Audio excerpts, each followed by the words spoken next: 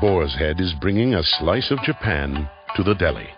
Introducing Boar's Head Ichiban Teriyaki-style chicken. Tender, slow-roasted chicken breast, coated in our signature teriyaki glaze, where ginger, garlic, and a hint of brown sugar meet for a flavor that's both sweet and savory. New Boar's Head Ichiban Teriyaki-style chicken. The bold flavor of Japan. Now at the deli. Only from Boar's Head. Compromise elsewhere. Blog Talk Radio. Here we go.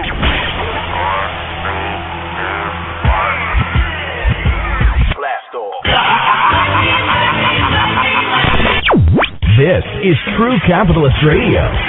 True Capitalist Radio. I am your host, the man they call Ghost.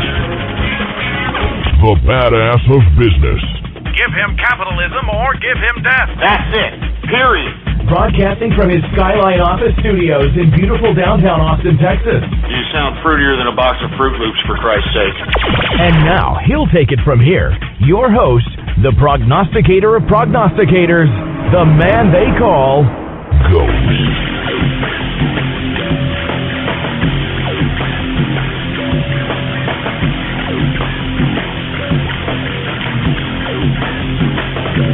Oh, man, what's going on? Lots of things happening, folks. Man, first of all, let's talk about today's markets.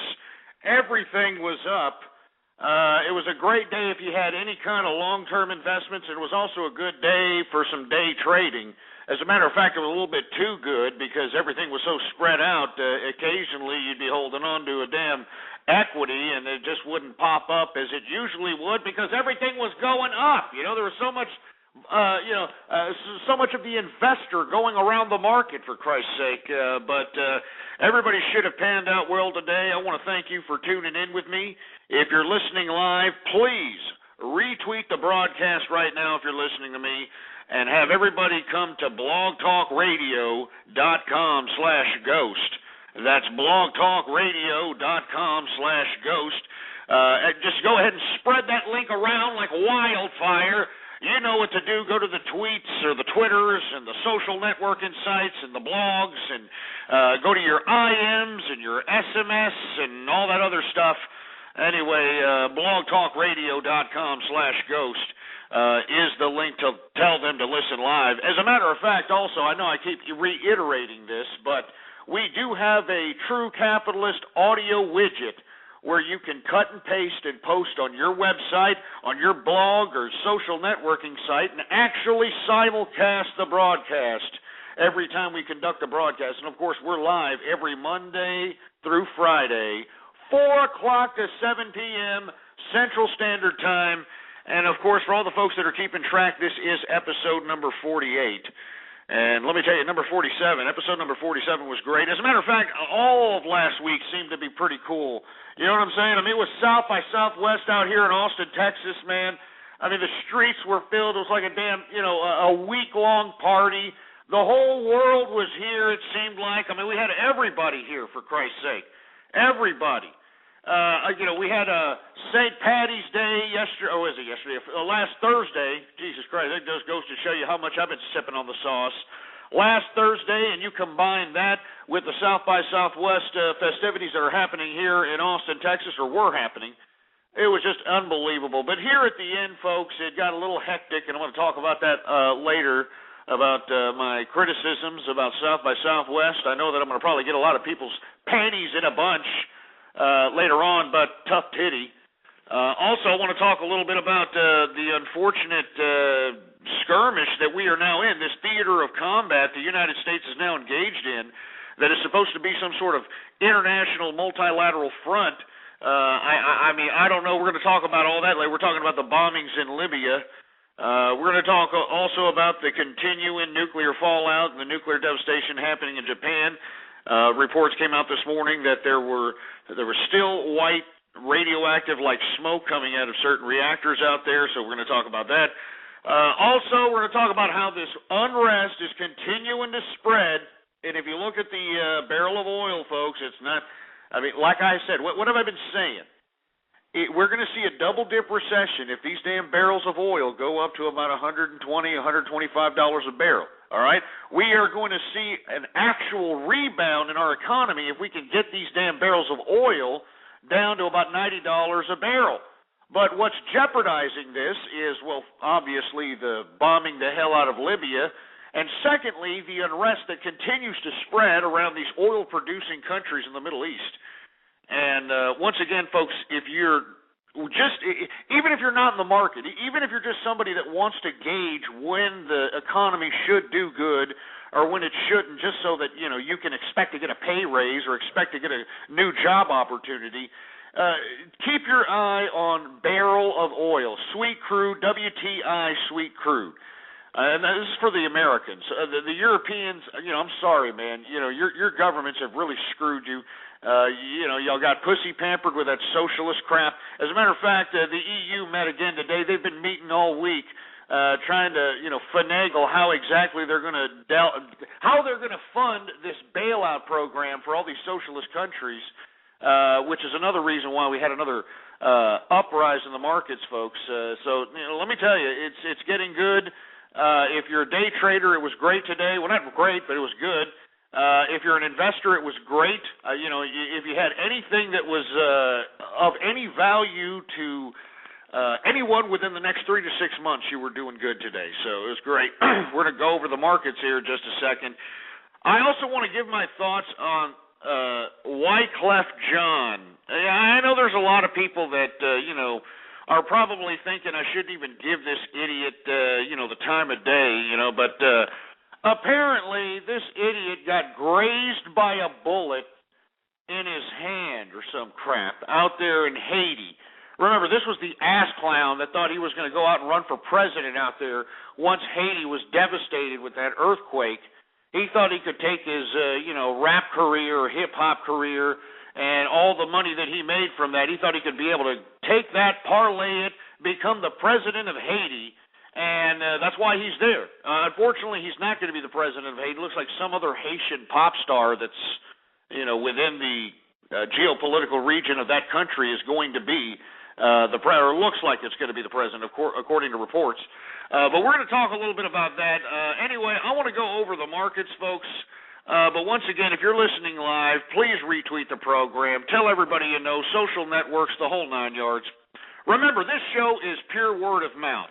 All right, I'm not out here advertising this crap. I'm not out here, you know, selling out like some, you know, spamming ass, you know, off the wagon jerk off. All right, I'm out here doing this broadcast in hopes that people understand what I'm trying to get through and pay it forward by just retweeting the damn broadcast. I mean, how hard is that, right?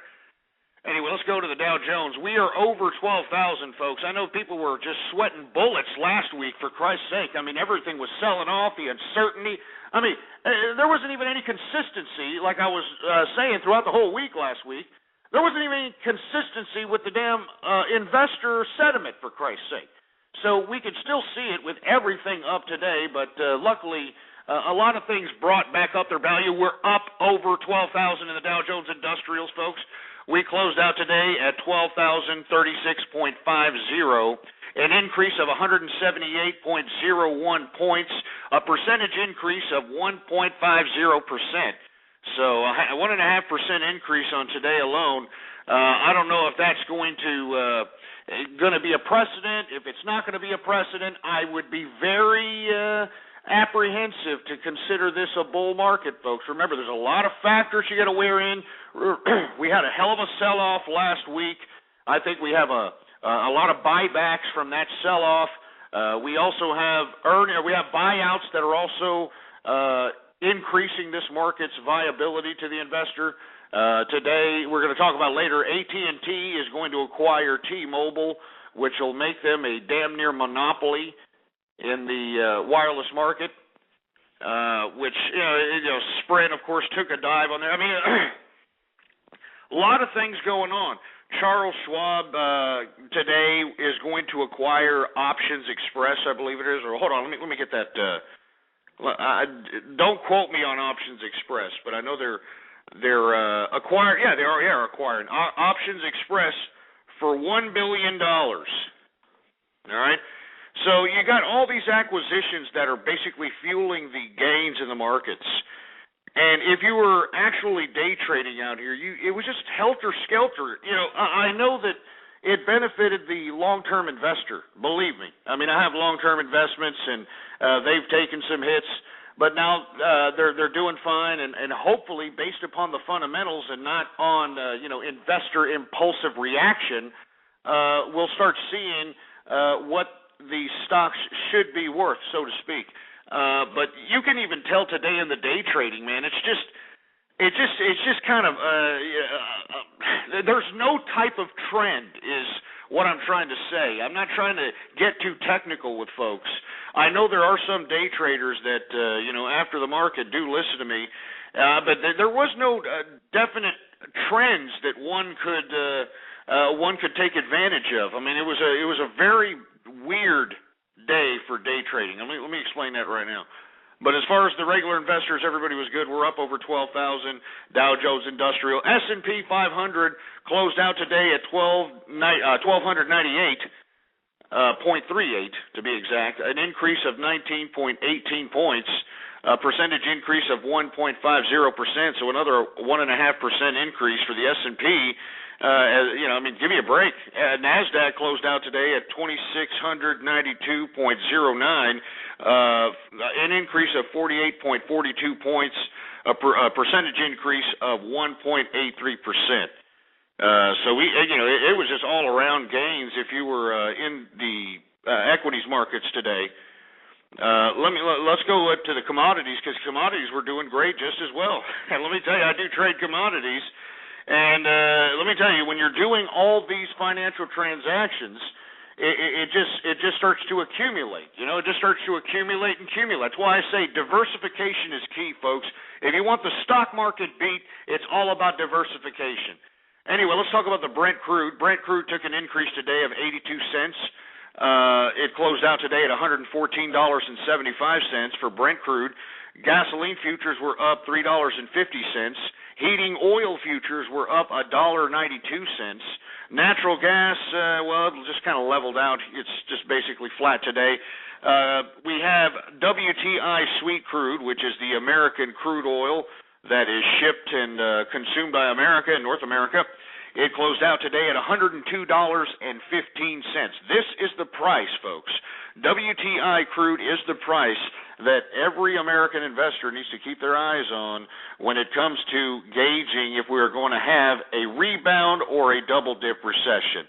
I'm telling you this right now, if we see $150 to $120 plus a barrel of oil, we're going to start seeing an economic contraction once again. And you compound that with all the economic data that's coming out. We had home sales for the month of February down to a 9-year low. So that doesn't gauge very well with those that are trying to justify a rebound economy. I believe we can. But the thing is we have to make sure that energy prices are down, or at least the WTI sweet crude is down, so that any kind of commodities won't spike in the process. Commodities are spiking up because of supply and demand anyway. But, it's even going to cost them more if it takes them more money to ship them from one place to another. And this is the crux of the economy. You know what I mean? Straight up, this is the crux of the economy here. So I'm going to continue saying this. WTI sweet crude needs to get around $90 a barrel. All right? I mean, I think that we can possibly even push through with 95, but we're pushing it there. But we need it at $90 a barrel to see a damn rebound, a true rebound, so it can bring down a lot of these prices that are kind of being formulated into the damn equation of everybody's pocketbooks, whether it's going to work or paying for gasoline or paying for whatever it is at the supermarket. Everything that's at the supermarket is going to be charged at an extra premium if these damn gas or these crude oil prices are going to continue to sustain itself at these high rates. So this is what I'm looking for when it comes to whether or not we're going to see a double-dip recession or a rebound. WTI sweet crude, right now it's at $102.15. It increased today at $1.08. It was actually up $2 or $3 today, because I trade those futures. So, I mean, let me tell you, it's not a joke. We need to bring this damn price down, and the only way we can do that is if we can make some legitimate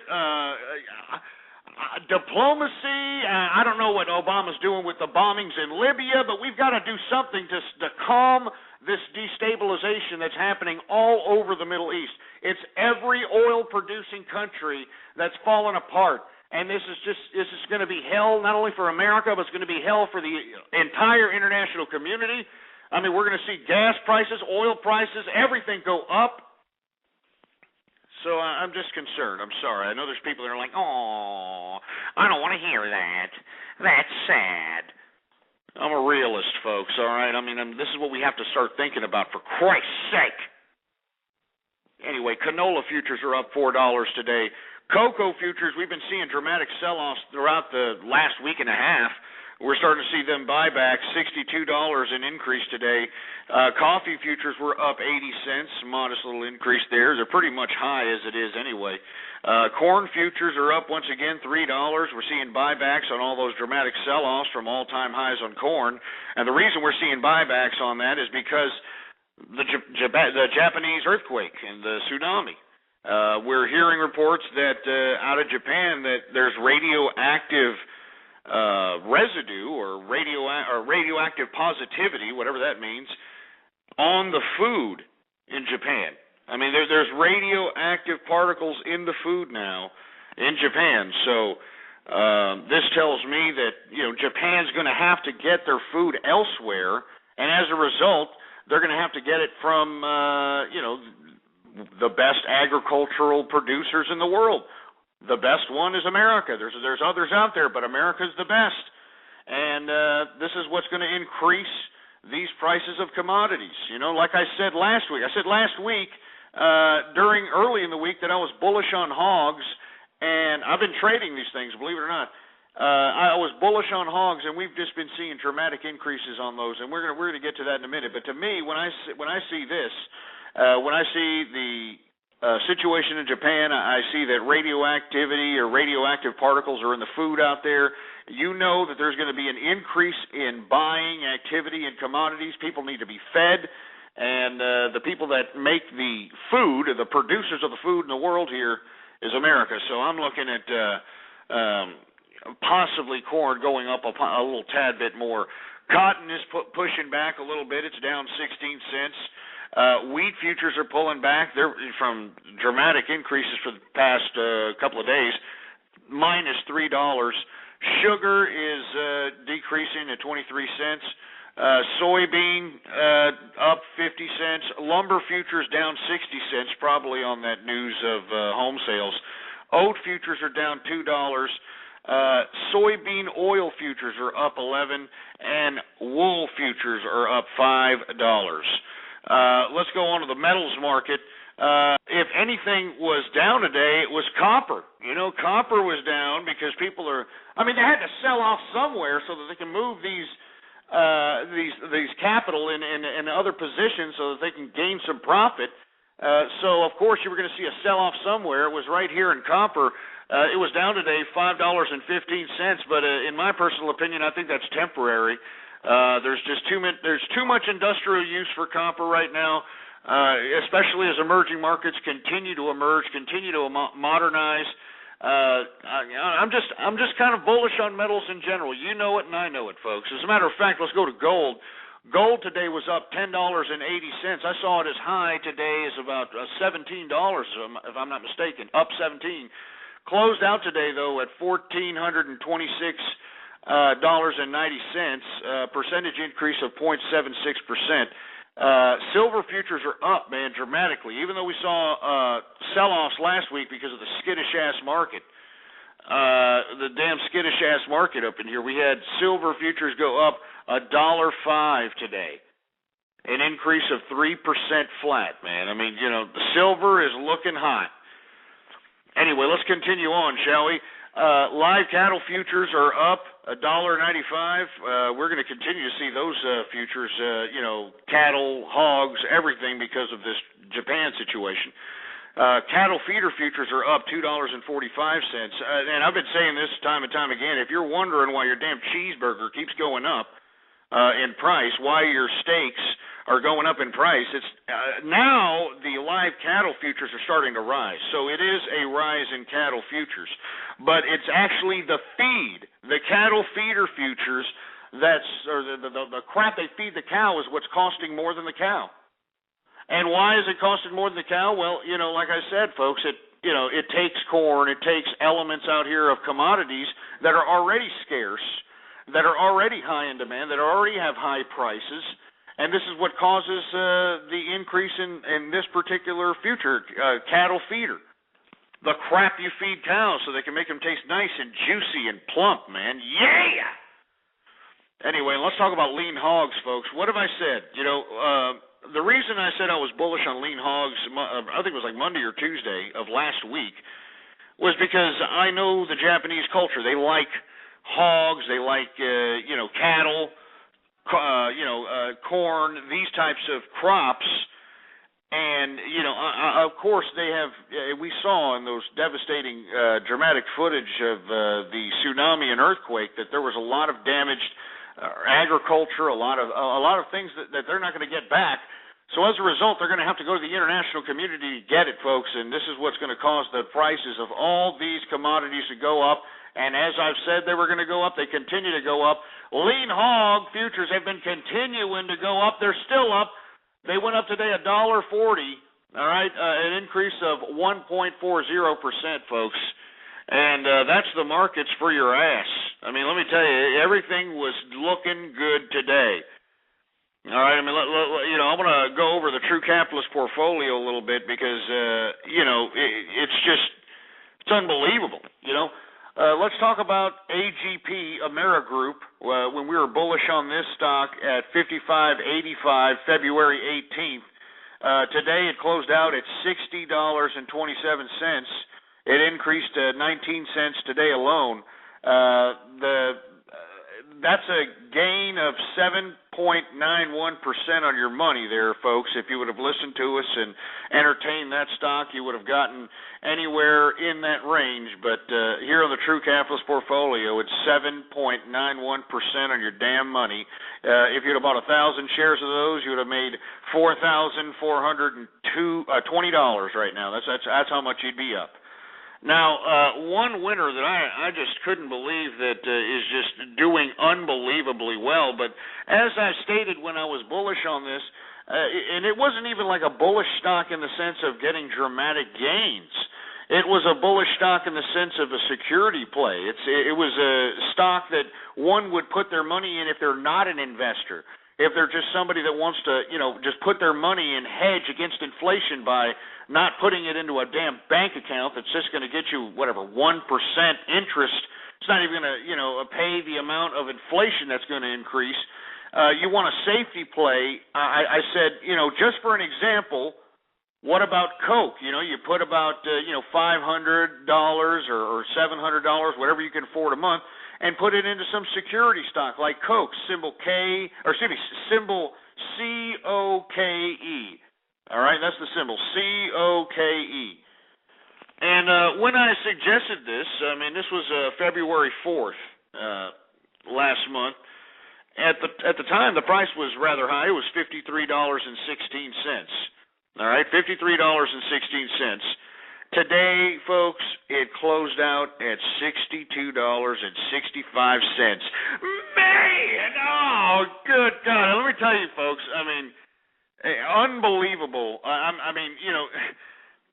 If you would have listened to the True Capitalist radio program and just entertained this stock, and no matter how much you put into it, you would have gotten 17.85% on your goddamn money. 17.85% on your goddamn money. Now, I know that people are saying, well, can I get in on it now? Can I get in on it now? I think that these prices are pretty high, but then again, I said that about McDonald's, and McDonald's seems to be continuing to go up. But like I said, I was bullish on it when it was $53.16. And the reason was because this company is sitting on capital. They're sitting on cash. It's a proven name.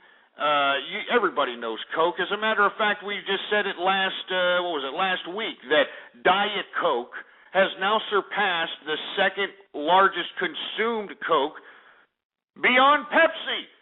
So Pepsi's not even number 2 anymore. It's Coke and then Diet Coke. I mean, Jesus Christ, whoever the damn president or the CEO of Pepsi is, he should be fired on his ass. When you've got Diet Coke, man, Diet Coke sucks. All right, I like Coca-Cola. I know people, they walk around with their prancy asses with their little Diet Cokes. I don't like Diet Coke. I like Cokes. I don't care about the health risks. All right, get over it. But when you've got this company, number 1 and number 2 in its marketplace, you combine that with the fundamentals, you combine that with the amount of capital that it's just sitting on just in case. You know what I'm saying? This is what you got right here, folks, and this is what I expected of most of the stocks that I chose from, because most of the stocks I chose from have these types of fundamentals, folks. Anyway, I just wanted to reiterate, man, if you would have just listened to us on February 4th for symbol COKE at $53.16, today it closed out at $62.65, baby. It was up $1.61 today. Oh, man, that's what I'm talking about, man. I mean, that's 17.85% on your goddamn money. Unbelievable. Unfreaking believable. Jesus Christ, man. Anyway, we've seen some sell-offs on Cisco, of course, although I'm still bullish on Cisco. I mean, as a matter of fact, last week Cisco announced that it was going to start paying dividends on its stock, which had it increase. I think these are still way low levels for Cisco. Cisco's not going anywhere. It's one of these tech names that I don't foresee it going anywhere. I mean, just look at the books, look at all the things that it's signing, all the emerging markets that are going to it for fiber optic networking. I mean, it's just there's just good things for Cisco, especially at these prices. Dell at the same way. I mean, we're still up 5% on Dell, but I still think that Dell is way undervalued. Big time, way undervalued. GE, we've seen dramatic sell-offs on GE, and let me tell you, I'm still bullish on GE. All of a sudden, people are starting to notice General Electric all of a sudden, even though, it's been bailed out by our tax dollars. It's been recapitalized. It ain't going anywhere. You're talking about security play. That's another security play right there. GE, another security play, GM. And let me tell you something about GM, all right? Now, right now, I know GM is hovering around its initial public offering price. But once again, it was also recapitalized with our tax dollars. It's not going anywhere. Not to mention that we're going to have possibly a supply line problem. It's already affected GM, but we're going to have a supply line problem all around the car industry. So, and I don't even want to mention that. Let's just take into consideration also that the government owns the majority stock in GM, all right? And the government has to make at least $58.50-something or something per share just so that they can break even, all right? And now this GM concept, this little merger between, corporate America and the government was the liberal regime that was in power's idea. This idea that we're just going to go ahead and merge the government with GM, and the government's. Remember when Obama came out that time? Oh, I don't want to be in the manufacturing car business. I mean, give me a break, man. You merged corporate America with the damn government. You recapitalized GM with our tax dollars. It was just a pathetic, ridiculous excuse. But you know what? I'm going to capitalize on it. I mean, even though I disagree with it, even though I think he's a damn fool for doing it, GM's not going anywhere, man. It's got our tax dollars backing it up. You're talking about a security play, GM, for heaven's sake. All right, HS, HealthSpring is another stock I was bullish on. It's in the same category as AGP, Amerigroup. It's taken some hits, but we're still up 9.22% on our cash. They were bullish on it on February 18th at $34.15. Today it closed out at $37.30. Intel, and I mean, I'm just all these stocks, man. You know what I've chosen. I don't want to go through each and every one of them, for Christ's sake. I'm just saying, man. I mean, right now, what people should be looking for is fundamentals, and the fundamentals is what? Low PE ratios. All right, high market value, high market demand. I mean, what position is your company that you're holding in? What position is it in the market? You take a look at some of these stocks that have been beat up in the true capitalist portfolio. They're the leaders. They're the leaders in their damn area of industry. So I'm telling you right now, in the end, when everybody starts selling off, when this Middle Eastern situation escalates to a whole all-out global conflict, and I hope it doesn't, but that's what it looks like. It seems like it's going to be. When everybody starts abandoning ship on the market, the damn stocks that are going to reign supreme are those that can continue to sustain themselves even after this so-called rebound that we're going through currently. You got to look for stocks that are going to be around even when people don't have money. When people don't have money to spend, you need to go to stocks that get money from somewhere else, whether it's from other foreign markets, whether it's from the government, whether it's from other governments. These are the types of security plays that you have to look for as an investor. Anyway, folks, 646-652-4869 is the number to call here. I want to talk to you. I want to talk about a whole variety of different subject matters. We just went through the markets. I want to talk about, let's just go right into it. I want to talk about how on Friday, President Obama initiates this United Nations resolution, and somehow it passes with flying colors. And, by mid-weekend, we're bombing the hell out of Libya. And then you've got our State Department and our president and some guy who's supposed to be running the military operation out there, all just completely contradicting each other. Obama's claiming that the United States is going to take a limited role, and yet, we've got our fighters out there bombing the hell out of Libya, You've got, Admiral Mullen or whatever the hell his name is, some guy that's supposed to be heading this crap. I don't know all these stupid bureaucrats. I don't care, all right? But apparently he came out today and said, well, our intention is not to oust Gaddafi. We're just trying to, I don't know. He didn't even explain what the hell the United States role was. It's pathetic. We don't know what the hell's going on, man. They're not even telling us what the hell this is all about. There's not even a declaration of war. All right, this wasn't even pushed through House. It wasn't even pushed through Congress. And now you've got Obama saying that we're not taking the lead role and we're actually going to give up the role to some European power. So what? President Obama initiated this resolution in the United Nations so that he can bequeath this military theater of combat to the United Nations, or to NATO, not the United, to NATO, or the French, or the Brits. What is this crap? Why are we even out here, first of all? And secondly, what business is it of ours? Now, I agree that, hey, look, maybe we should have helped out the Libyan rebels, I guess, but I'm not really big on this particular revolution. I don't know what is the foundation of their purpose for this revolution, but to assume that they just want democracy, to assume that they just want to live like America or something is foolish. You have to go to the places that have been proven this, and you see Obama in his explanation for this military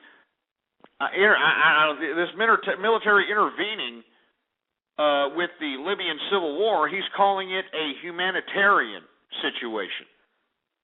Humanitarian situation. And I just find that funny, when you've got China brutalizing their people because all they want to do is take part in the same capitalist game that their piece of garbage government has a monopoly on. Their government is, first of all, ruling over them in totalitarian rule, which, believe it or not, doesn't really piss them off. Believe it or not, The Chinese people say, okay, you want to rule this with totalitarian rule, fine. But we want a piece of that capitalism, baby.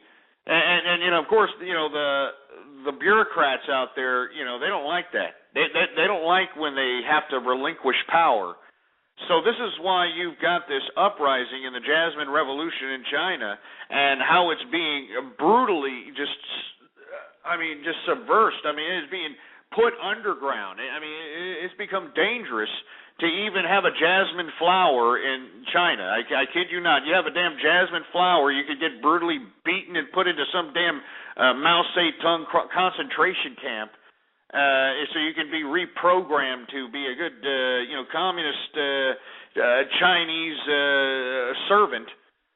It's just sick. Now, why isn't this a humanitarian effort? Okay. And I'll say, any diplomat or any damn bureaucrat will say, it'll cause an international ruckus, and we don't want to destabilize an international community with such a. It's all right, okay, whatever, all right, fine. You know, you're afraid of the Chinese. I get it. They got 3.5 million pissed off Chinese guys, and let me tell you, I know they're pissed off, because the Chinese government has socially engineered the society to have 4 to 5 men to every 1 woman. 4 to 5 men to every 1 woman. And that's what we got. I mean, seriously. That's why they're so pissed off. I mean, there's 3.5 million in their army. That's not including all their other branches of military. So, okay, I get it. You don't want to pick a fight with the sleeping red giant. Okay, good. How about Iran? How come we couldn't help the people in Iran when they were uprising, begging, protesting for democracy and capitalism? Why didn't we help those people? Why didn't we help the Iranian resistance, which I was personally in correspondence with in 2009? Why didn't we help these people? Why didn't we bomb the hell out of Iran? I mean, I think it's a disgrace that, we've got our government and these damn United Nations international bureaucrats trying to feed us this crap that, we're going into Libya for humanitarian reasons. That's a bunch of malarkey, and you know it, all right? That's a bunch of malarkey, and you know it, for Christ's sake. Now, do I care if Muammar Gaddafi, stays in power? No, I don't. I really don't give a crap, all right? But what I'm concerned about is the fact that they're not necessarily. I mean, I don't know what it is. I mean, our government is not being clear. They're not being clear with us when it comes to military actions any longer. They're not being clear to us when it comes to natural disasters any longer. They're not being clear to us about anything. And this is why us as capitalists need to realize that we need to start asserting our authority worldwide. I'm talking about any capitalist, anybody who is the vogue of their society, somebody who contributes taxes, somebody who makes their own way in their society. Us as capitalists, we're the ones that make the world go round, man. And you see, you got these governments sitting here trying to trample on us, trying to step on our feet. I mean, give me a break, man. Look, I understand you don't want to tell the masses, the dumb idiots out here that are collecting government cheese and, could care less about anything else but, watching American Idol or, Dancing with the Stars or, whatever. I get it. But us as capitalists, we're sick and tired of being bamboozled by some bunch of bureaucrats that know nothing. All right, you know nothing. I mean, I'm disgusted that our president, this has got to be, and I hate to say this, man, I know that I'm making money during this presidency, but as far as his political philosophies let's just put it this way, the way he has conducted himself when implementing policy has been an utter joke. It's been an utter joke. You've got Hillary Clinton doing more than this guy. Hillary Clinton's all over the world, trying to shape deals, trying to make things happen. And here you got Barack Obama, what was it, this past weekend he went, or last weekend he went golfing. This weekend he's out there in Brazil, going out to Brazil and Chile and all the nice South American areas out there to go catch some waves or something. I don't know. Actually, he's trying to negotiate a free trade deal, but still. I mean, doesn't this, considering the fact that, you launched a military attack utilizing American military assets for an international, multilateral, United Nations military objective or a military idea, and you just leave the country and you don't bother telling Congress?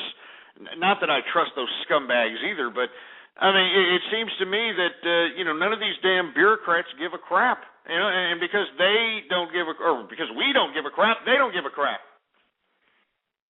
So now we're bombing the hell out of Libya, all right, and now you got the whole Arab world out here talking. I mean, they're already saying it, man. They're already talking that, I mean, hell, not even the Arabs, the Russians, for Christ's sake. Weren't these bastards just talking about how they wanted to have no visas between our countries, and now they come out and say, well, comrade, it seems to me that the West is trying to implement some barbaric prehistoric crusade, some medieval crusade.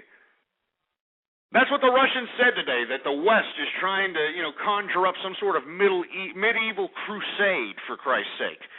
Oh, yeah, that's not gonna throw fuel on the fire there, Chief, all right? You cockeyed Russian vodka-drinking pieces of crap. I'm telling you, man. Jesus Christ. As a matter of fact, I'm going to pop a bottle of champagne, all right? I'm going to pop a bottle of champagne because I need to. Here, let me go ahead and take this. Anyway, folks, 646-652-4869 is the number to call here. Let me take all this crap off this champagne bottle. This is a champagne bottle of Moet, baby. I drink nothing but the best, baby, because I'm a capitalist. And let me tell you something. If you're a capitalist and you ain't living this large, and it ain't even that large, man. It's just large enough for your pocketbook, but for you to be able to take advantage of the finer things in life. But if you ain't living like this, man, you need to do something else, man. You need to put a rubber on it or something, man. I'm just joking, man. Anyway, let's go ahead and pop this bottle here. Hold on, I'm going to pop this bottle of champagne. Cheers to everybody out there listening to the True Capitalist radio broadcast. Let me go ahead and pop this bottle. Hold on, folks. I'm trying to pop this bottle here. Oh, yeah. Woo, man. Oh, yeah, man. Nothing like popping a good bottle, man. Let me go ahead and pour some of this in this nice crystal champagne glass that we got going on over here. Here, let me go ahead and put this here. I don't want it to drop all over my damn desk here.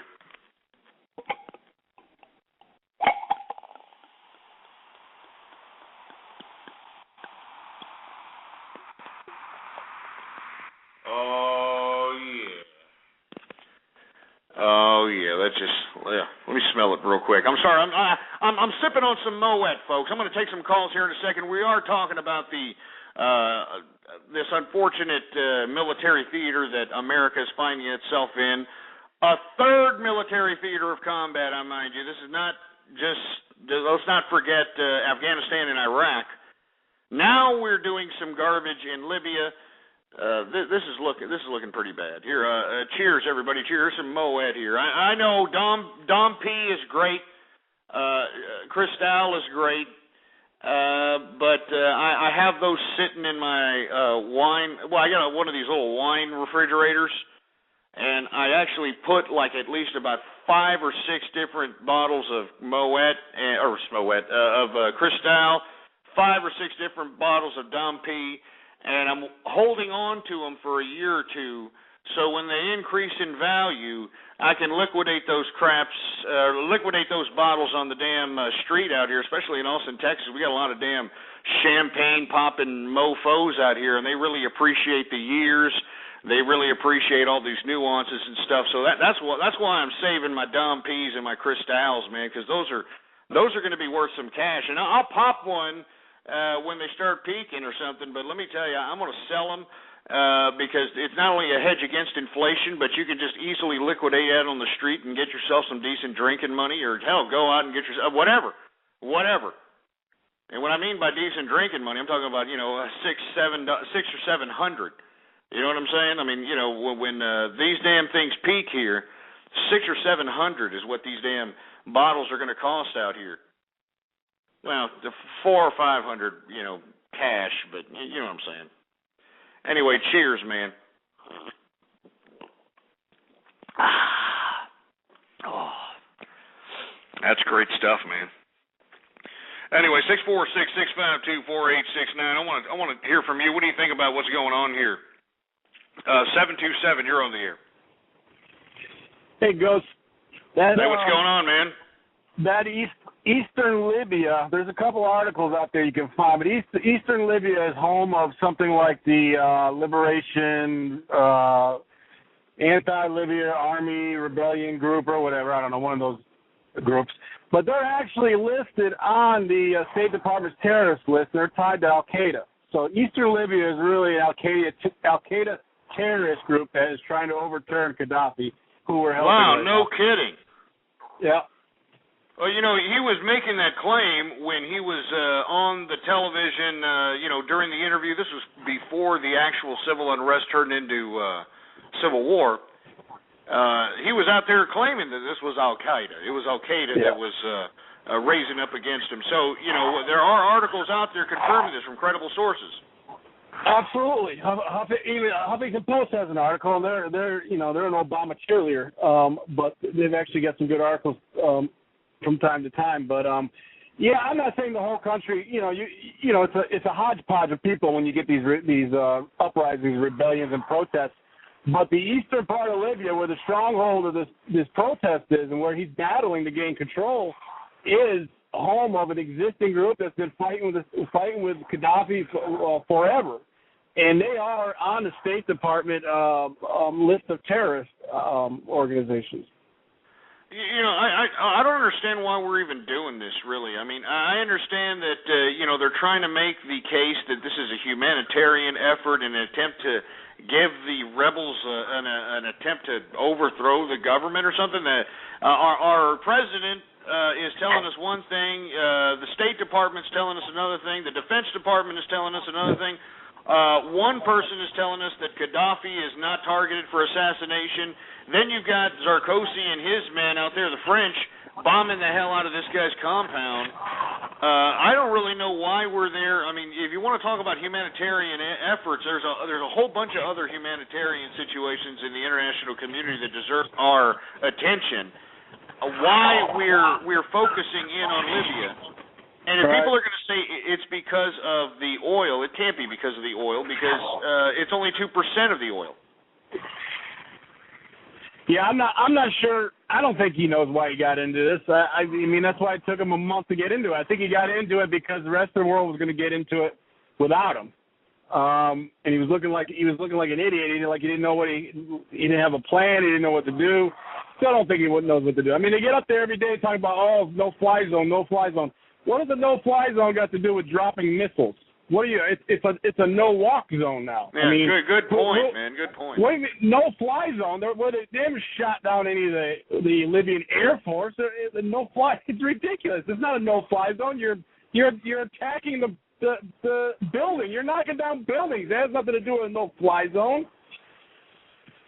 I don't get it, man. It doesn't really make any sense to me. And as far as I'm concerned, I think that we're probably, throwing fuel on the fire to this Middle Eastern situation by even getting involved in it. Now, I understand that maybe, there should be some kind of effort made by the United States, maybe covertly, I would more than likely embrace, to kind of calm the situation in the Middle East. But to sit here and have Obama, Friday, initiate this resolution, which was abstained by a whole bunch of people, Russia, China included, and then before you know it, we're bombing the hell out of Libya.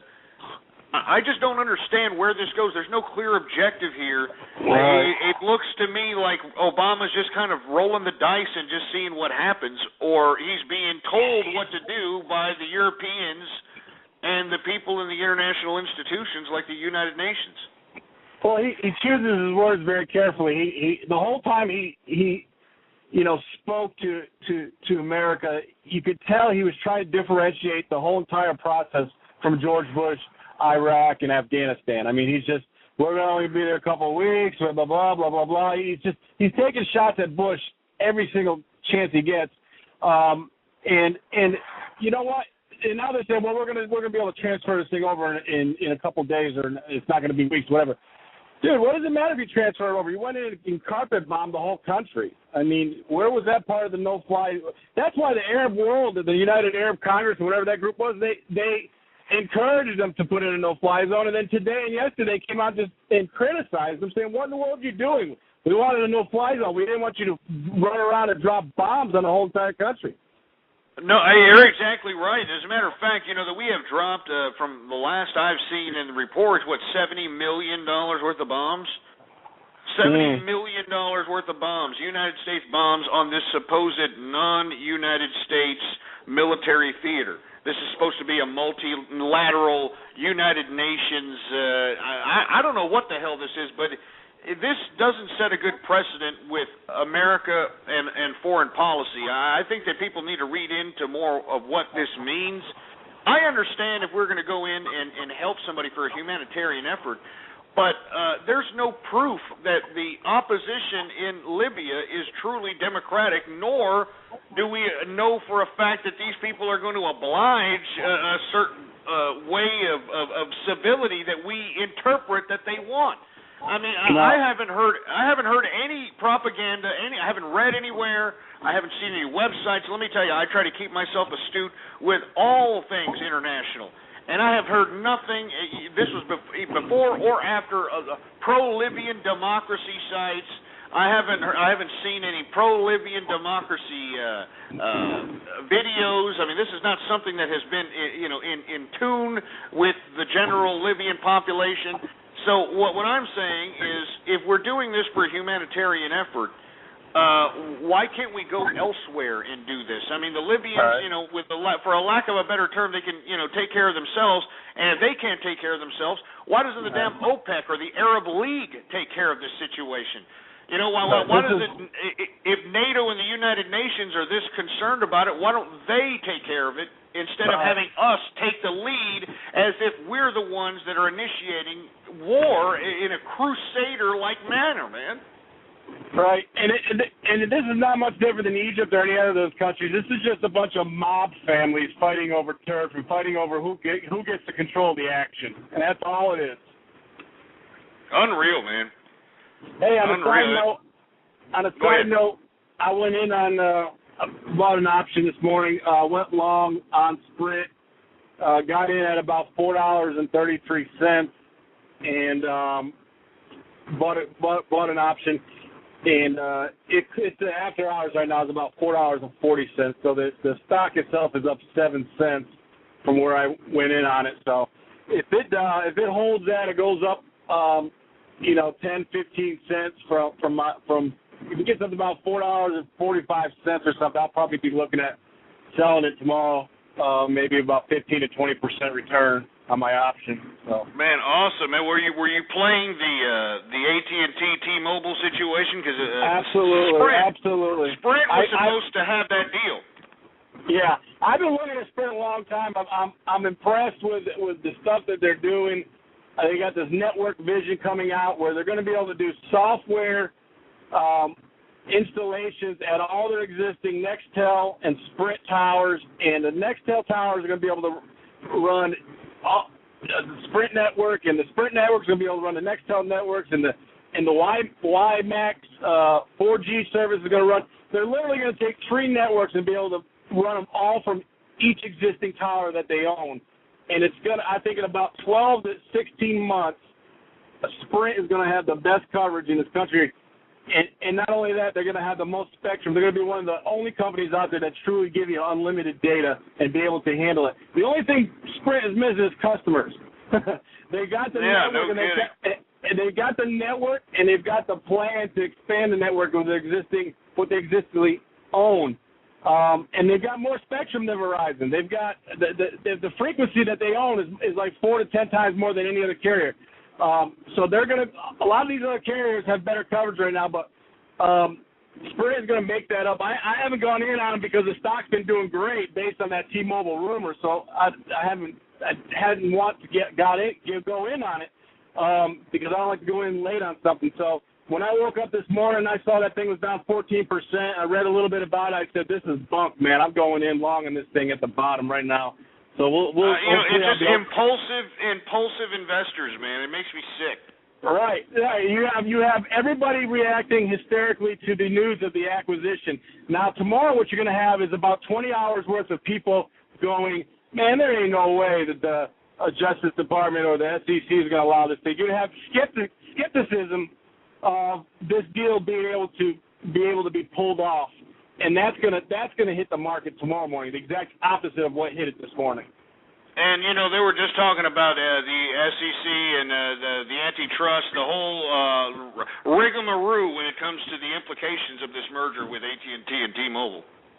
Right. It's a long road, and the amount that Sprint went down this morning to start the day off was just based on overreaction and hysteria. So hopefully I can get this thing flipped and get out of this option tomorrow, and I'll call you and let you know how it went. So. Yeah, let me know, man. I really appreciate you calling, buddy. All right, take care.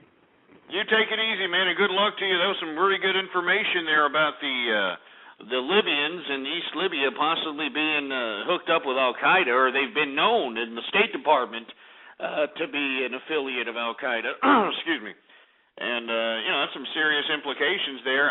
Once again, I don't understand why we are in Libya. I don't understand why we supposedly went into some multilateral United Nations front to supposedly implement some no-fly zone, and the only thing we've done is bomb the hell out of Libya. And it's even, provoked the Russians, for Christ's sake. I mean, the Russians came out today and said that the West is trying to pursue a medieval crusade, which is throwing fuel on the fire out here with this crap, man. So I want to hear from you. 646-652-4869. I mean, is this war? I mean, what is this? Is this war? I mean, what are we taking a back seat to the Europeans now? I mean, and if we are, why are we taking a back seat to the Europeans when they can't even pay for themselves? Can somebody explain that one to me? I mean, they're falling on their own socialism. They can't even pay for their own socialist ways, for Christ's sake. So can somebody please explain to me what the hell's going on here? I mean, what are we doing in Libya? I know they're saying humanitarian and blah. But there are many more humanitarian efforts to be had in this international community. And if we were going to exert any kind of military theater of combat, we should have done it to something that was at least had a track record of democracy or capitalism. I mean, we don't know what the hell the Libyan opposition is. I don't know what it is. Do you? Jesus Christ. I mean, I've already sipped my glass of champagne. I'm sipping on some Moet, folks. 646-652-4869 is the number to call. I want to hear from you. Let's take some more callers. Hold on, let me put some more champagne in my glass, baby.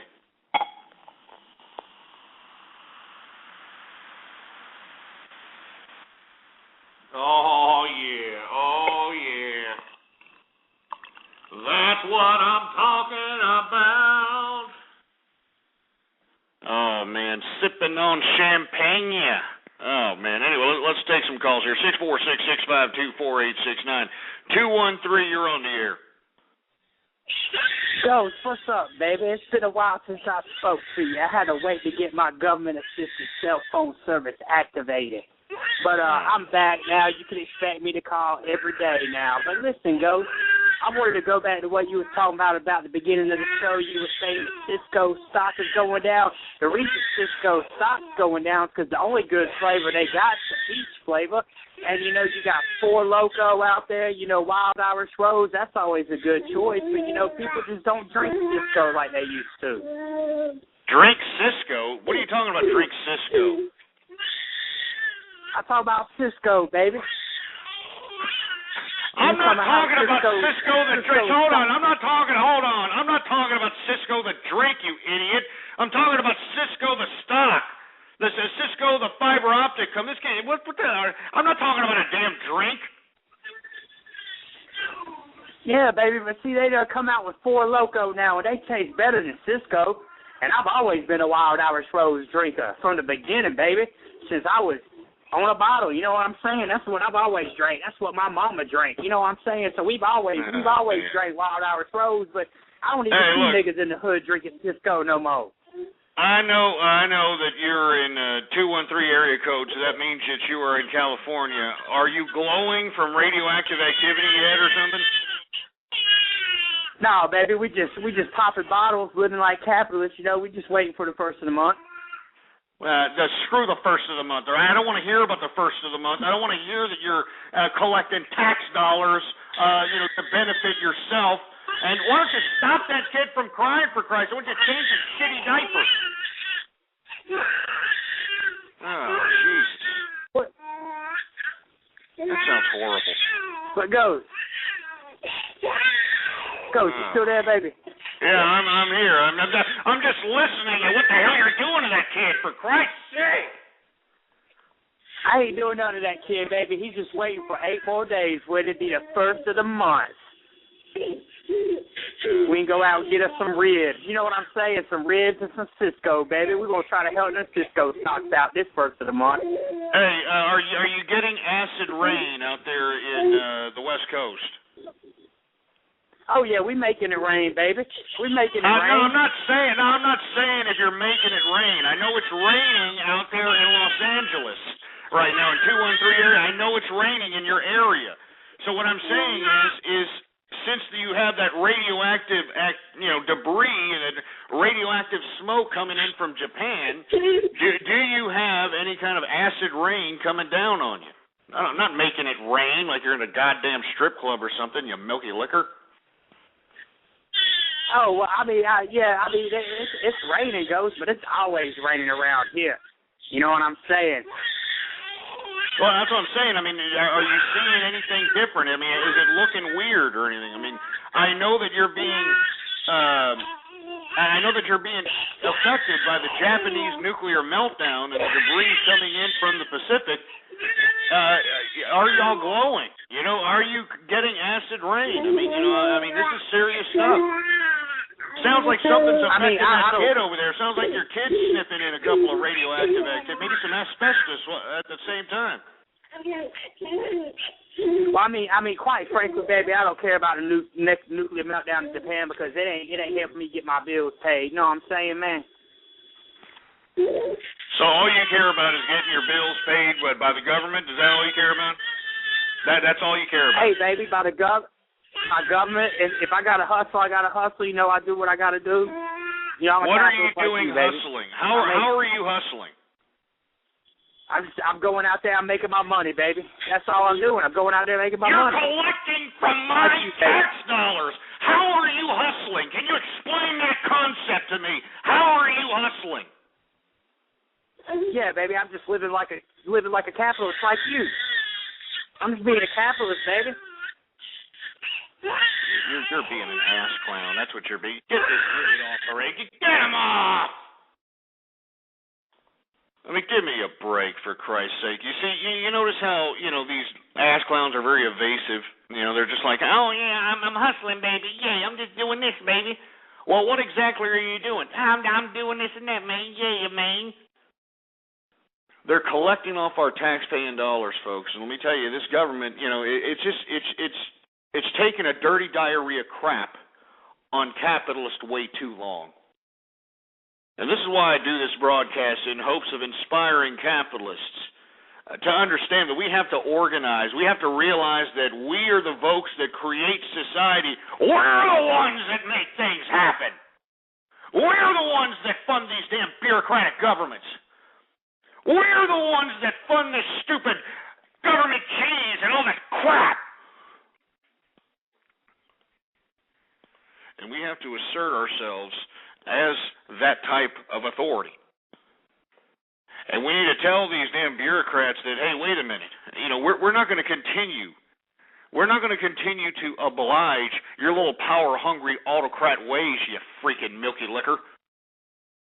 All right? What you need to understand, bureaucrats, is that we fund you little people. Do you understand that? We're the ones that fund you little people. So for you to sit over here and wave your finger at us capitalists when we're the ones that have the balls. We're the ones that have the balls that go out there and make investments, that take risks. And then for us to be taxed by you damn bureaucrats, so you can go out and give all this damn government cheese so you can make a dependent masses, you can dumb down the population, so you can take us to theaters of combat that make no fucking sense? Give me a break. Let me go ahead and take a swig of this here. I'm sipping on some Moet, folks. Cheers to everybody out there. I know this is not a very good occasion to be sipping on Moet. We're on some weird crap out here. So here, let me go ahead and take a sip. Let me take a sip here.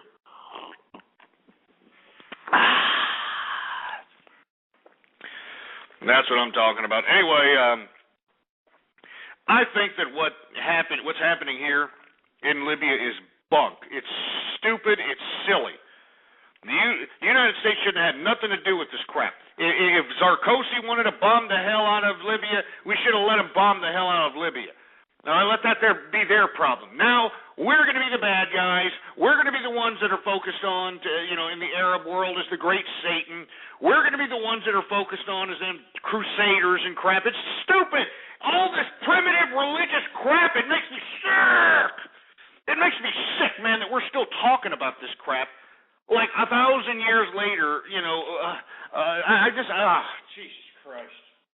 I mean, you just don't understand. It just makes me sick that we're still even talking about this nonsense. Anyway, I think that we should have not gone and done anything. I think what Barack Obama should be doing is whipping this damn Congress and Senate into shape and making sure that they can get a damn budget passed instead of getting all these ridiculous extensions, which are nothing more than 2 or 3 week pork barrel spending projects for all these ass clowns in Washington, and it makes me sick. That's what we should be talking about. We should be talking about how the president should be initiating tax breaks for corporations, tax breaks for personal income. That's what we should be talking about. We should be talking about how to get this economy up and running again. But no, we're not. What are we talking about? We're talking about dumb nonsense. And it's our fault. It's the people's fault. That's why I'm saying us as capitalists, we have to take what is ours. All right, and we have to say, hey, wait a minute, not everybody deserves the right to vote, all right? Not everybody deserves the right to vote. You know who deserves the right to vote? The taxpayer. The people funding this whole damn system deserve the exclusive right to vote. And everybody else that is doing nothing but being a detriment and being a damn mooch on society, they are going to do nothing but be spectators and hope that they can maintain some kind of sustenance, being the losers that they are. And you could tell anybody I said that, you piece of crap. Anyway, 646-652-4869 is the number to call. We're in the second hour of the True Capitalist Radio broadcast. I am your host, the man they call Ghost. And once again, folks, I want to thank you for tuning in with me. Once again, we were talking about the unfortunate situation, this multinational United Nations, quote-unquote, no-fly zone, which would end up being bombing the hell out of Libya, military engagement that the United States now is in, and everybody's just crying foul about, for Christ's sake. I mean, we've already talked about that. I want to talk a little bit about some other things. I know that person from California called up and, had that kid crying in the background. Wee! Wee! I mean, he calls in here every goddamn day. But, what I'm really concerned with is if any of the people on the West Coast are actually getting any of this radioactive debris that is coming in from the nuclear meltdown that's happening in Japan as a result of the earthquake and tsunami. Japan is continuing to deal with this nuclear meltdown, folks. I mean, today we heard that there's more radioactive smoke coming out of these reactors. It's still coming out, and still, afflicting the whole area of Japan. reports are coming out that food and milk is coming out with radioactive particles in them. I mean, they're tested positive for radioactivity. This spells grave concern to anybody who's living out there in Japan. I don't know what to say. I mean, that's horrible. I mean, a triple whammy here, A triple whammy. I mean, you got an earthquake, which was 9.0 earthquake, which literally retilted the Earth's axis, not to mention that it shortened the day, not to mention that it made, Japan, was it 5-6 meters closer to the United States? I mean, just unbelievable earthquake. Then you had this tsunami that it was just the most devastating thing that anybody could ever see. Of course, if you haven't seen it, you're an idiot because, footage has been everywhere. And then this nuclear reactive situation. And that's why I was concerned about the, idiot, even though he's a welfare-collecting piece of child-abusing crap out there in 213. That's why I was asking him whether or not he had any kind of radioactive side effects, whether or not he was witnessing acid rain, whether or not something was happening. I was concerned, damn it. But of course, all I heard was, no, baby, I just care about my money, baby, first of the month, baby, yeah, baby, yeah. So this is why I'm saying, folks, I don't know what's happening. People have been downplaying the radioactivity that's been in the air. People have been downplaying this. As a matter of fact, I know that they've been having storms in California. To myself, I've been wondering whether or not, if the radioactivity, is somehow being pooled in with this rain, and we're actually seeing acid rain down there in California. That's why I'm trying to say, if there's anybody out there in California, I'd like to hear from you. If you could please let me know if you're witnessing acid rain, if you're starting to grow a third arm, if you're glowing, if you're becoming radioactive, man. I mean, seriously, I know I'm being a little facetious here, but seriously, this is a serious subject matter. Our governments are lying to us, folks. It's just sick. It's just sick. The Japanese government isn't telling the damn people a damn thing. The American government is a damn joke. So that's why I'm saying to you, be concerned about it. Consider what's going on. Look at things very keenly and observantly. Make sure that, hey, if the rain looks a little weird, gather it up. It looks a little weird, man. Maybe you should try to stay indoors. I don't know. I mean, seriously, I'm not trying to hyper-sensationalize anything or freak anybody out here, but I mean, Jesus Christ, man. And another thing about Japan, I feel bad for Japan. And, I heard somebody call into a radio show the other day, and it's on the internet if you want to listen to it, and asked about, given Japan's, situation, and it's a peaceful nation, and, and hasn't inflicted any wars on anybody, or it's actually been, a recyclable country, people who recycle, who are environmentally friendly, who are trying to save the environment and that sort of thing. Why would Gaia, of course, is the Greek mythology version of Mother Nature, Gaia. Why would Gaia hit up Japan with such a devastating natural disaster? I mean, a triple whammy here. And I don't look at it like that. I just think that can happen to anybody. I don't believe that natural disasters are afflicted on people because of this or that. But what it did have me thinking was this. Because I thought that was kind of harsh to say that Mother Nature wanted Japan to witness this for something. I think that's just ridiculous. But it is out there, and the radio host did question this particular caller's idea that, hey, I wonder why Gaia did bring Japan this hit. I don't know. Anyway, his name was Rush Limbaugh. But anyway, I'm not going to go that far. What I don't understand is that Japan, this is the country that makes all these robots that dance and play the violin walk up and down the stairs. I even saw one Japan robot that looked like a chick. It's like some robotic girlfriend. I mean, they got all these robots. And what I don't understand is why exactly they can't get some of these robots to go into this radioactive area and possibly, I'm not necessarily saying fix the whole thing, but it would probably help to get a little bit better of a perspective and maybe, the ability to move certain things that couldn't be moved by your average man without getting, radioactive shock or death. I mean, I'm just asking. I'm not criticizing Japan in any way. I'm not saying that Japan, deserves this in any fashion. But if I was a Japanese person, I would be really pissed off at all these asshole, companies and all these asshole, bureaucrats in Japan that made all these research and development initiatives, because that's why Japan is highly in debt, folks. That's why they're 11 trillion in debt. We're 14 trillion, they're 11 trillion. All right, so that should tell you something. But they made all these government initiatives, these government, incentives to robotics and technology and all this other nonsense.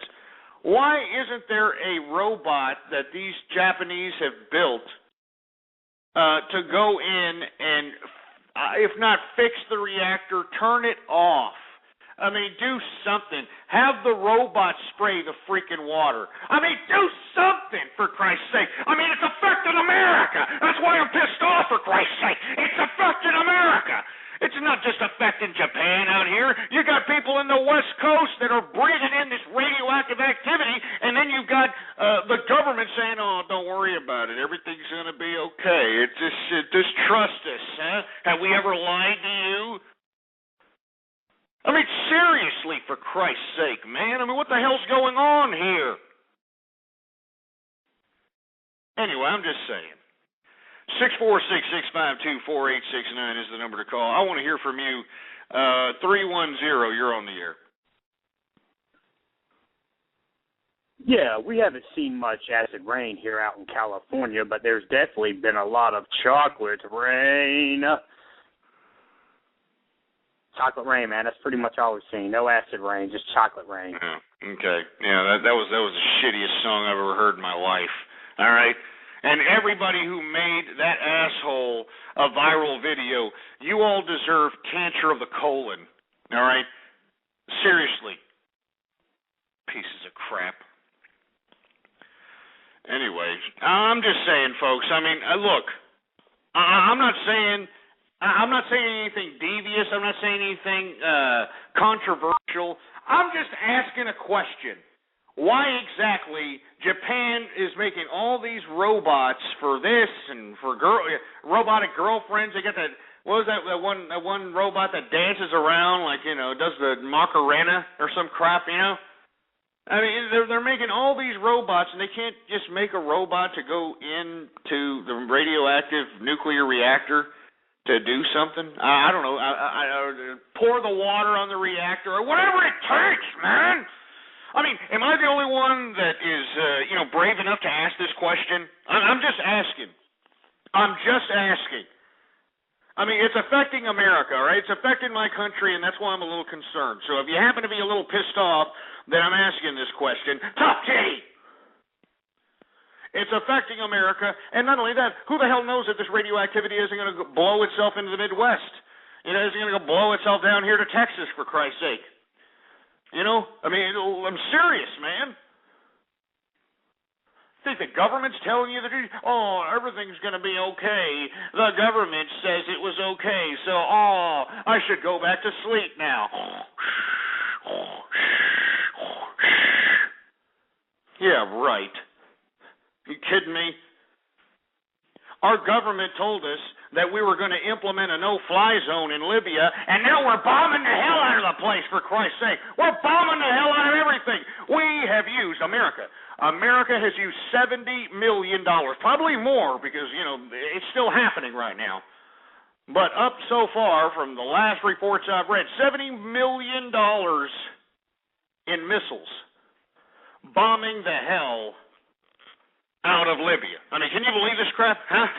And our stupid, power-hungry autocrats in Washington can't even come up with a freaking budget, and yet we're just launching missiles to, I mean, oh, Jesus Christ.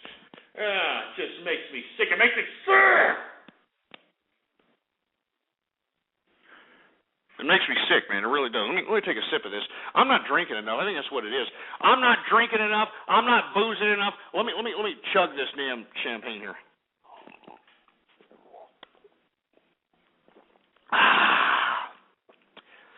I need some more champagne. I need some more champagne.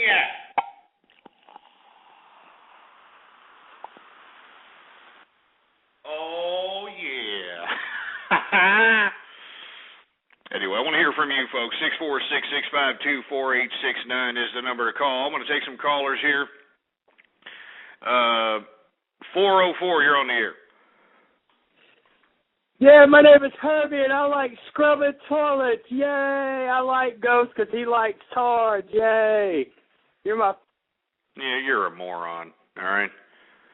I mean, is there anything on here? I mean, has the radioactivity already taken the numbskulls of California, and that's what we're getting here? I mean, hello, is there anything?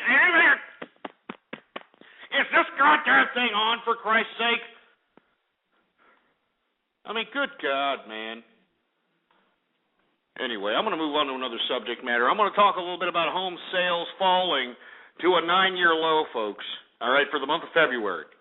Now, this should be an economic indicator to you all that the oil, the barrel of oil, WTI sweet crude, is possibly starting to take its effect.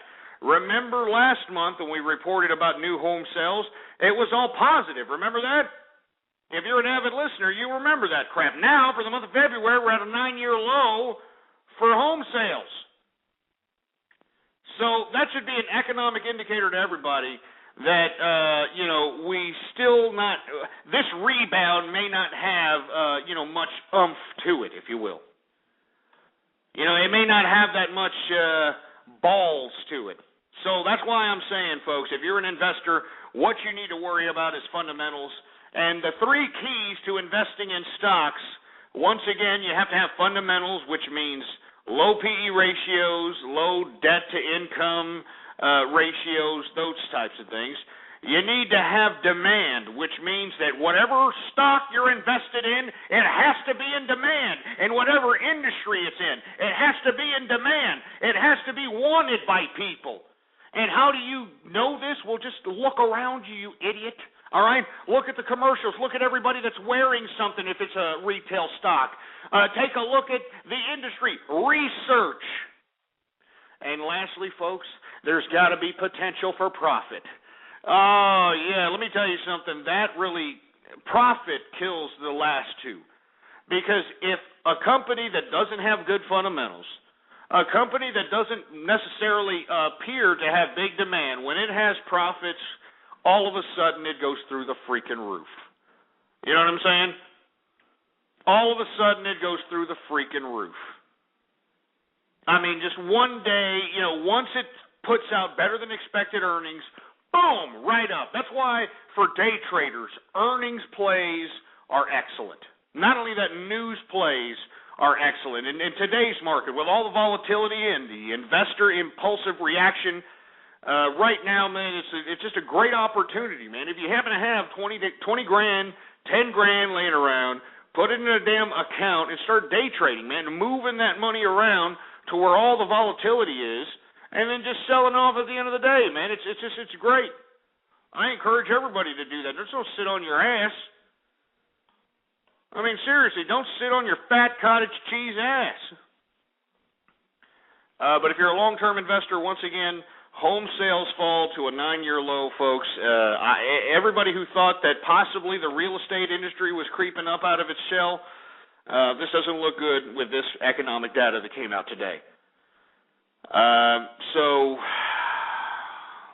I don't know. In Texas, it's a good real estate market. It just depends on where you're located at in America.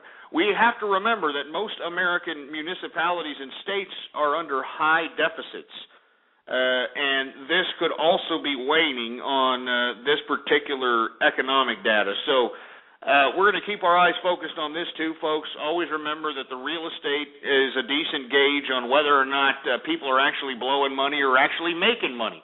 Because when people are making money, they're going to buy a house. They don't want to rent. Who the hell wants to rent? It's like throwing your money away, for Christ's sake, and never getting it back.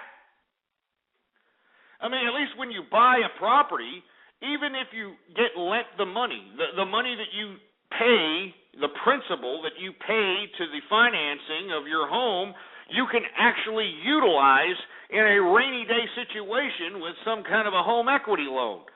You know, when you're renting, you're just putting your money and just throwing it to some idiot. You're not getting anything for it. You'll never see that money again. I mean, don't you want to see that money again?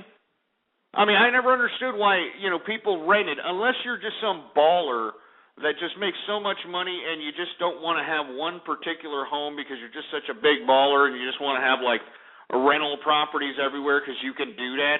Well, then that's one thing. But most people ain't like that. Most renters, they don't live like that. Most renters are living paycheck to paycheck, and it's ridiculous. I mean, wouldn't you like to have the ability to every month that you pay your rent, at some point that you can take out a home equity loan on that because it's equity. You actually put money into your home. You know what I'm saying? Give me a break.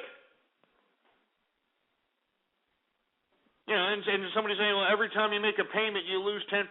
Well, hey, look, every time you make a payment, it just depends on how much you're going to make a payment. If you're going with a home equity or a home loan, if you're going with a home loan for 30 years, obviously a good portion of that monthly payment is going to go to interest. All right, I mean, you do the math. All right, most of it's going to go to interest. Now, if you put a big fat down payment on your home, which everybody should, if you've got capital laying around, put a big fat down payment on your property, right off the bat, you've got equity up in that joint.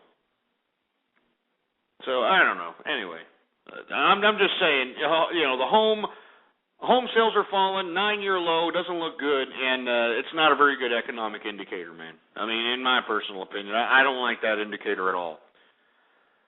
Anyway, I want to move on to the next subject matter about AT&T buying T-Mobile for $39 billion. And as we heard from the first caller that called in today, it kind of shocked the market. This is why we had a lot of things on the plus side. Everything was on the plus side, even amidst the bad economic data that came in the real estate industry. We had all these damn buyouts, Charles Schwab buys Options Express for $1 billion. You got AT&T buying T-Mobile for $39 billion. And, of course, this will make AT&T the largest wireless provider in America. And there's, Sprint, there's people that already are saying, hey, we don't like this. There could be a potential monopoly. There could be some antitrust issues, so on and so forth. So it remains to be seen if this deal will even go through. But if they do, they are going to be the largest wireless network out here. Not to mention that it upped the price of Apple's stock today because Apple is got an exclusive contract. Well, not necessarily exclusive anymore. They recently allowed Verizon to have iPhones, but they were the exclusive distributor initially, AT&T that is, of iPhones and iPhone service. Well, now that potential iPhone service could extend to T-Mobile customers if this AT&T deal goes down. The only thing that's going to prohibit it from going down is if there's some antitrust issues that are brought up by those competitors that are in the industry. And I'm sure we are going to hear from them, you know what I'm saying? So, anyway, I want to hear from you, man. I mean, it seems like everybody's, merging. We're going to have conglomerations. We got monopolizations. I mean, I want to hear from you. How do you think of this? What do you think about AT&T purchasing T-Mobile and being the biggest, largest wireless provider in America today? Here, let me take a sip of this. Yeah. I mean, I want to hear from you, for Christ's sake. I think this is a serious deal. This deal itself brought up the market today. I mean, the market was flourishing today because of this particular news. And this is why, if you were a day trader, there was no consistency with patterns. Patterns were way off. If you were trying to take news plays weren't 100% guaranteed for major capital, or liquid, I should say. It was very, very weird. It wasn't like your typical day trading day, and it's because it was the whole day was built on this buyout, these two buyouts, because the economic data doesn't look good at all. So that's why I'm saying, folks, if for the individuals that are out there that are day trading today and we're looking at it, it's kind of weird to try to find a trend going on. That was the reason, I mean, everything was up. The only thing that was down was copper, everything was up. So what I'm thinking is that I would be very apprehensive to calculate this as a bull market. And throughout the week, because we have so much destabilization in the world, this not only includes the destabilization in the Middle East, but this also includes the situation in Japan. I personally would be apprehensive to assume that this is a bull market and to buy in on anything that's at its 52-week high or near its 52-week high. If I were an investor right now, I would look for things that are on their lows or that have potential to be bought out. Because remember, folks, I said this, 2 months ago on my blog, ghostpolitics.blogspot.com is the blog, ghostpolitics.blogspot.com.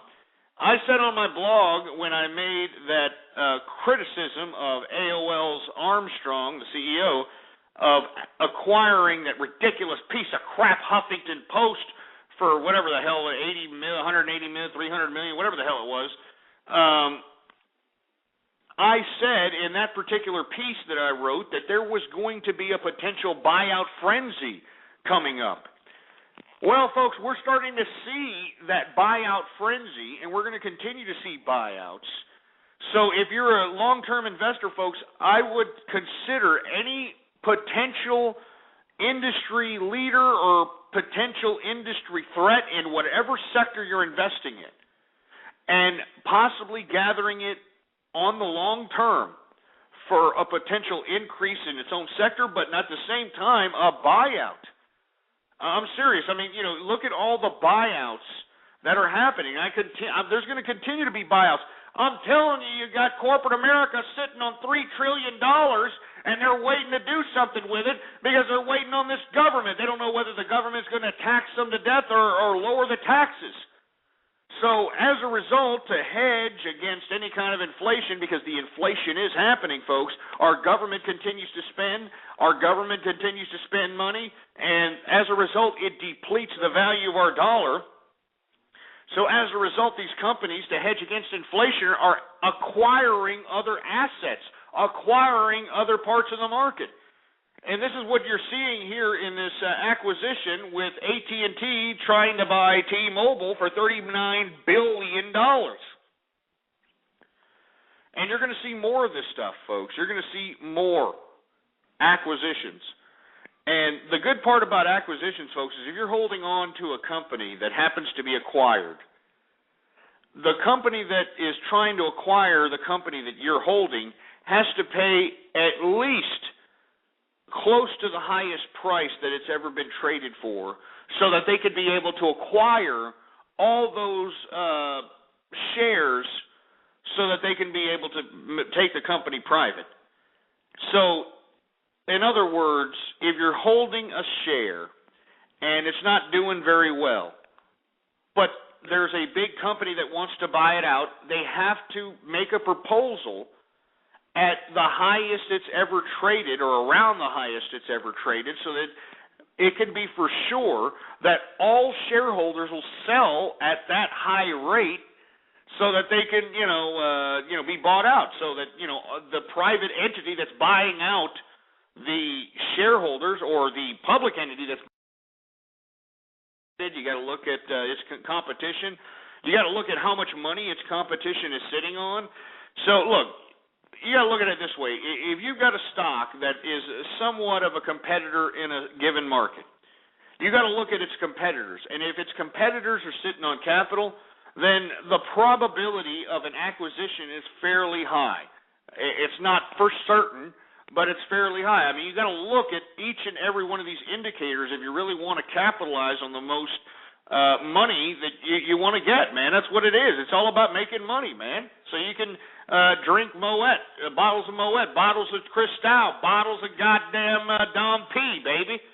Go ahead and take a sip of this.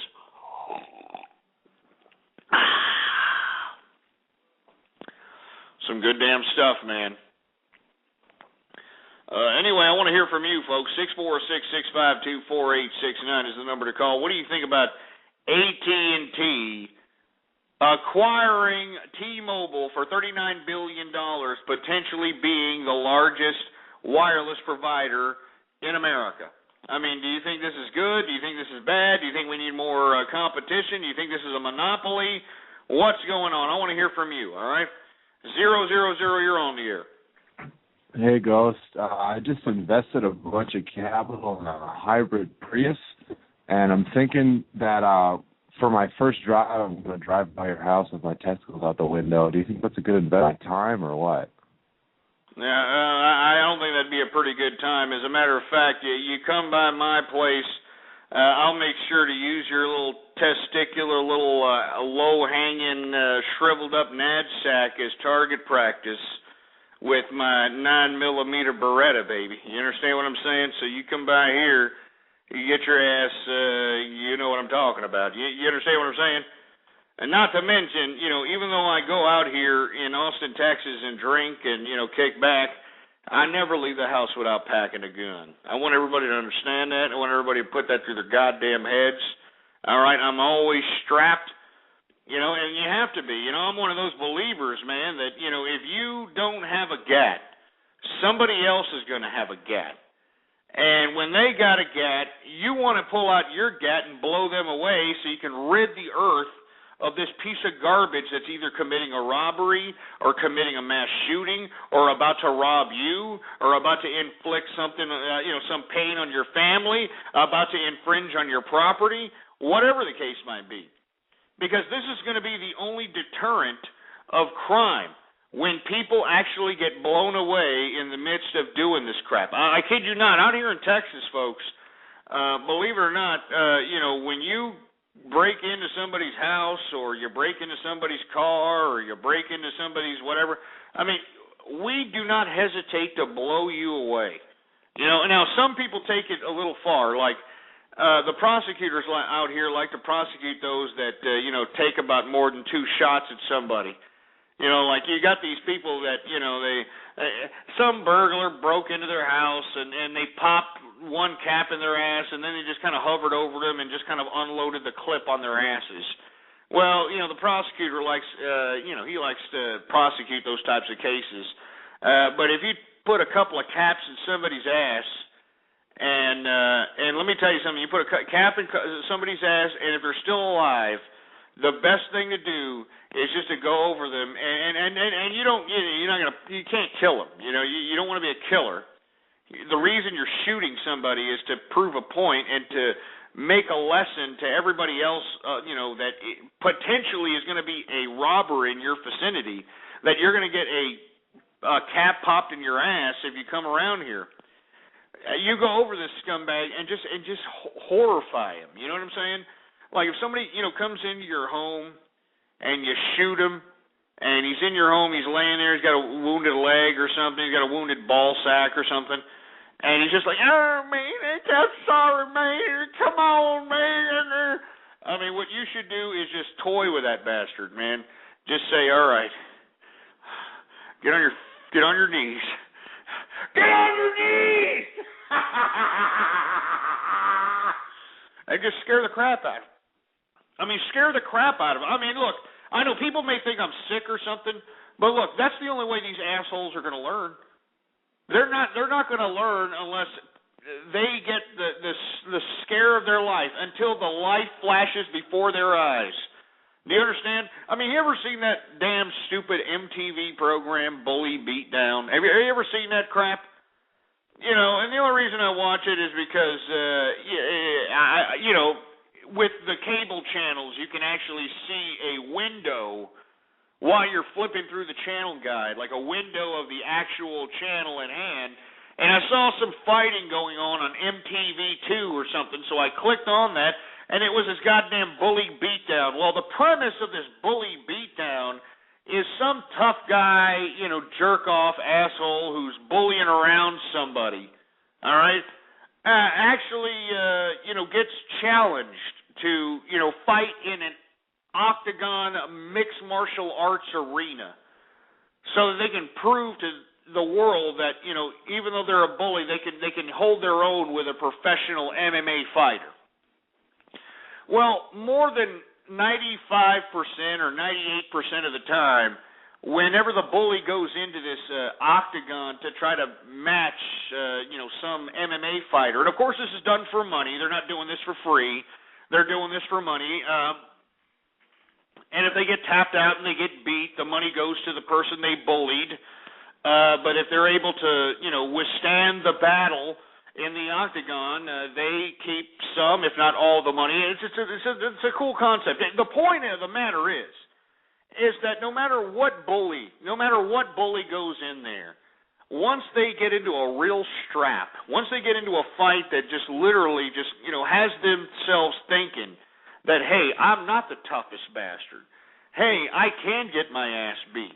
Man, I look like a sucker. Man, I look like a chump. I mean, once they get a good ass beaten, it humbleizes them. I don't know if you notice this. If you happen to not know what program I'm talking about, I'm sorry. But if you listen to me and you watch this program, you know what I'm talking about. These bullies, they're so humble after they get their asses beat. It's disgusting. And this is what I've always said to my son. I've said this to my family. I've said this to everybody I've ever known. All you've got to do is whoop somebody's ass to humble these pieces of crap. You know what I mean? I mean, all these assholes, I think they're just so badass and this and that. You give them a whoop ass where they can't get out of, it humbles them. And this is why I'm trying to relate this same concept to people that are burglars, that are killers, rapists, whatever the case might be. This is why I never leave the house without packing a gun. I never will. I never have and never will forget. I will always pack a gun, always be strapped. And let me tell you, if I just happen to be in a damn eatery, or if I'm munching at some restaurant and some asshole decides to go in and just shoot up the joint, you damn well better know that I'm pulling out my gat and shooting back. You understand what I'm saying? I mean, you damn well better know that, if somebody's robbing a store while I'm there, I'm gonna start popping caps, because I'll be damned if I'm gonna get caught up with one of them strays, or if I'm gonna get capped because there was no witnesses. These idiots wanted no witnesses or anything of that nature. You understand what I'm saying? So, I don't know. I know I went off on a tirade there, but I'm sorry. All I'm saying is that I never leave the house without packing a gun. All right. Always, baby. Let me go ahead and take a sip of this beer here. Or beer? It's not beer, it's champagne, baby. I sip so much beer, I think I'm drinking beer all the time, for Christ. This is champagne, yeah.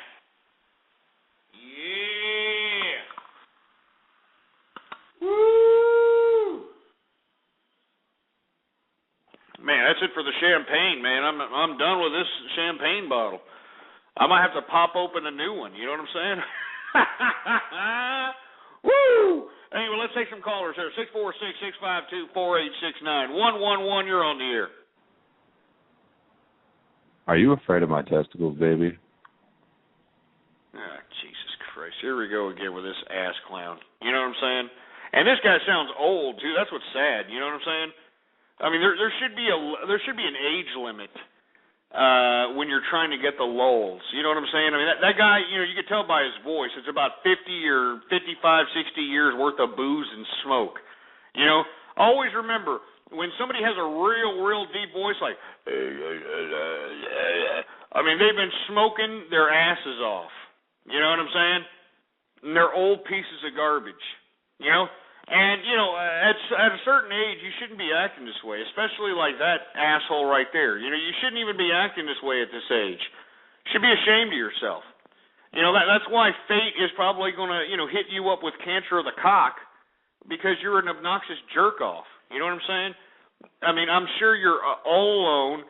You have no woman, and if you do have a woman, it's probably some disgusting, you know, half-a-dyke-looking bitch that you're just using so that you can, you know, have a place to stay and, you know, a ride to roll around in. But let's be honest. I mean, you know, this is why you're here doing pranks at this age. I expect this from young-sounding pricks.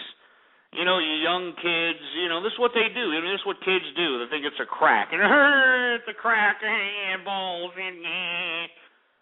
but, you know, you're an old piece of prostate-infected piece of trash. You know what I'm saying? And for you to sit over here and try to act as though you're young again, you know, by trying to do a prank call, it's not going to get you young again, man. You ain't young. You're old. We can hear in your voice, man. We hear in your voice. You ain't never going to come back, all right? Never. It's never coming back. As a matter of fact, I'm going to go talk about that later on. I don't want to talk about it now, but I know everybody wants to be young again, right? They hear all the young people that listen into my broadcast and they're like, I want to be young again. I want to be young. Hey, look, we all want to be young, but tough titty. Get over it, man. I mean, good God, you're an old piece of windbag crap. All right? Just make money. How about that? How about you just make money? If you're an old piece of crap, you should have more money than these young people. But the problem is that there are a lot of old pieces of garbage. I'm talking about people that are like 40 years of age and older. There are a lot of old pieces of crap that aren't worth jack, that are, you know, collecting off of disability because my legs be hurting, baby, or I got bipolar disorder. That's right, I got bipolar disorder, baby. I got restless leg syndrome. I got short-term memory loss. I can't work. And then, they have no lives. You know what I'm saying? I mean, I know there's people out here that think, oh, I wish I could just do nothing all day and it would be great. I mean, this is what these losers are doing out here, collecting government cheese and, welfare and housing voucher programs and disability and all this stuff. That's what they're doing. And as you heard from that one bastard, he's my nuts. I mean, give me a break, man. I mean, that's for young kids to do. Why don't you let the young kids get the lulls, you old asshole? All right, let the young kids do it. You're an old piece of crap, and you had more time on this earth to capitalize than these young kids.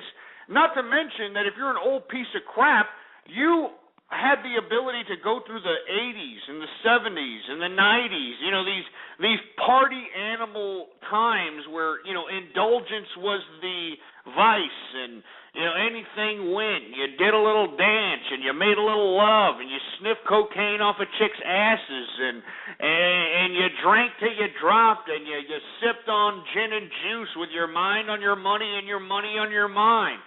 You know what I mean? I mean, this is what these old people have gotten used to, and here they are. They're trying to take away the lulls from you kids, man. You should be ashamed. For whoever that old man is, man, you should be ashamed of yourself. You should be, literally put on some kind of a poster saying, I'm an old piece of windbag crap that is a useless form of humanity that needs to be put on my misery. Shoot here, please. That's what you should wear a sign right there. Put it on your goddamn back, you piece of garbage. Anyway, 646-652-4869, 715, you're on the air. Hey, Ghost, what's going on? What's going on, man? Called in earlier talking about the Libyans. Now we have a third front of the Libyans. If you haven't been paying attention, the French have a new political party emerging that is counter to the mainstream, to that bullshit socialism. Anyway, they call themselves the Lemon Party.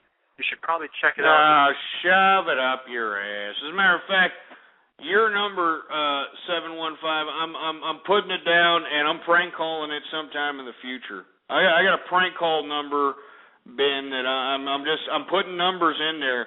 We all remember Marty, although I found it funny that Marty, changed his number.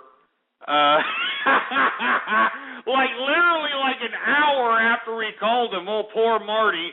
Old Marty boy, old Marty boy. Anyway, I mean, this is the kind of crap I'm getting here. This is it. This is the kind of crap. You know what I'm saying? Welcome to America, huh? Welcome to freaking America. Jesus Christ. Anyway, it's another one to the list. Anyway, 646-652-4869 is the number to call here. Hey, old man, is this you with the nuts again? Huh? Is this you? Let's hear your voice again. Let's hear it. I know it's you, boy. Why don't you say it? Hello, my nuts. I'm 45. Come on, let's hear it. Are you ashamed now? You're ashamed? Oh, he's ashamed. Oh, he's ashamed. I can't believe he called me old. Oh. I love it when I get into people's psyche like that. That gets me hard. You know what I'm saying? Seriously, I'm sorry. I mean, when I get into people's psyche and I know that I just strike them right in the goddamn pineal, like right there, like, you know what, he's right. I'm an old piece of prostate-infected crap. I mean, all I do is I'm a shit and piss factory. That's the extent of my life. I'm a 45, 50-year-old piece of garbage, and I'm still doing prank calls, for Christ's sake. I'm still trying to get lulz like I'm, 13 to 25-year-old age demographic. I still act as though I'm still cool or something. I still act though as women still want to lay me or something. No, they don't, okay? So are you going to say something, or are you just going to sit over there and stay quiet because, your old voice sounds pretty fucking pathetic? Are we going to hear anything of you? Huh? Suck my cock. Well, say something, boy. No, look at him. He's playing with his pecker. Oh, you going to say something? Yeah, suck my cock, Ghost. Oh, no. Oh, he's trying to hide his voice. He's going, how can I make my voice higher? Hey, suck my cock, Ghost.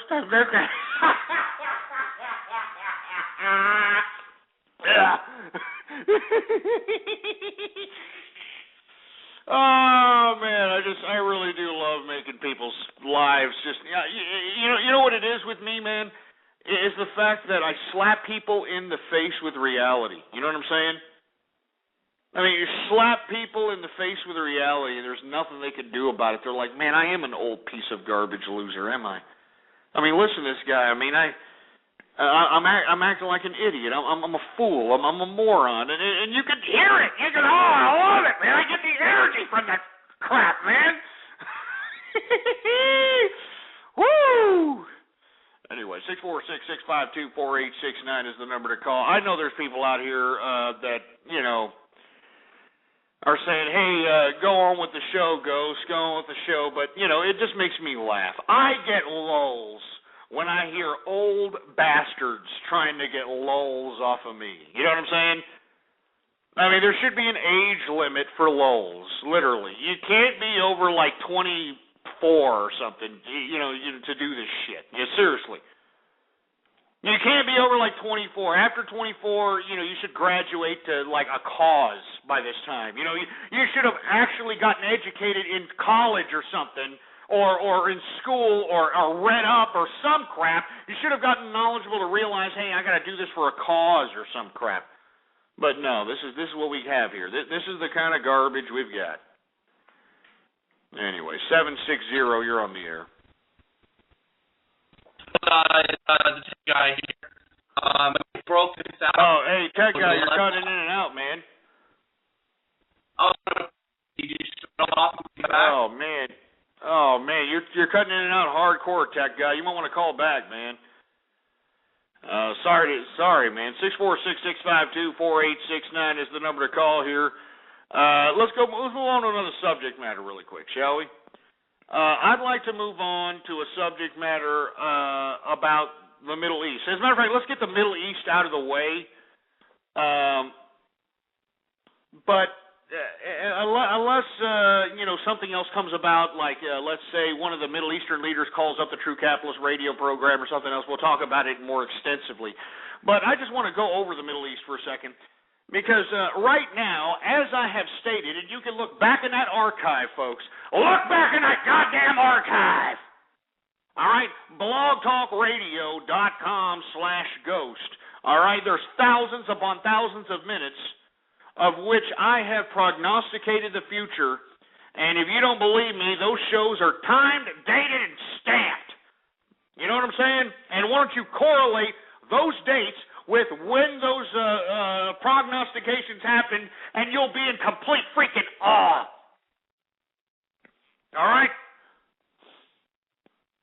Anyway, what I'm saying, and I've always said, ever since the first little Egyptian uprising, when all those Egyptian Yehudis went out there and rioted in the street like a post-Katrina wasteland and tried to pass it off as a cry for democracy, I was saying back then that this was a precarious situation that was going to spread around the Middle East, and look exactly what happened, folks. And if you people don't believe me, go back in the archive. I said it, you pieces of milky-looking crap.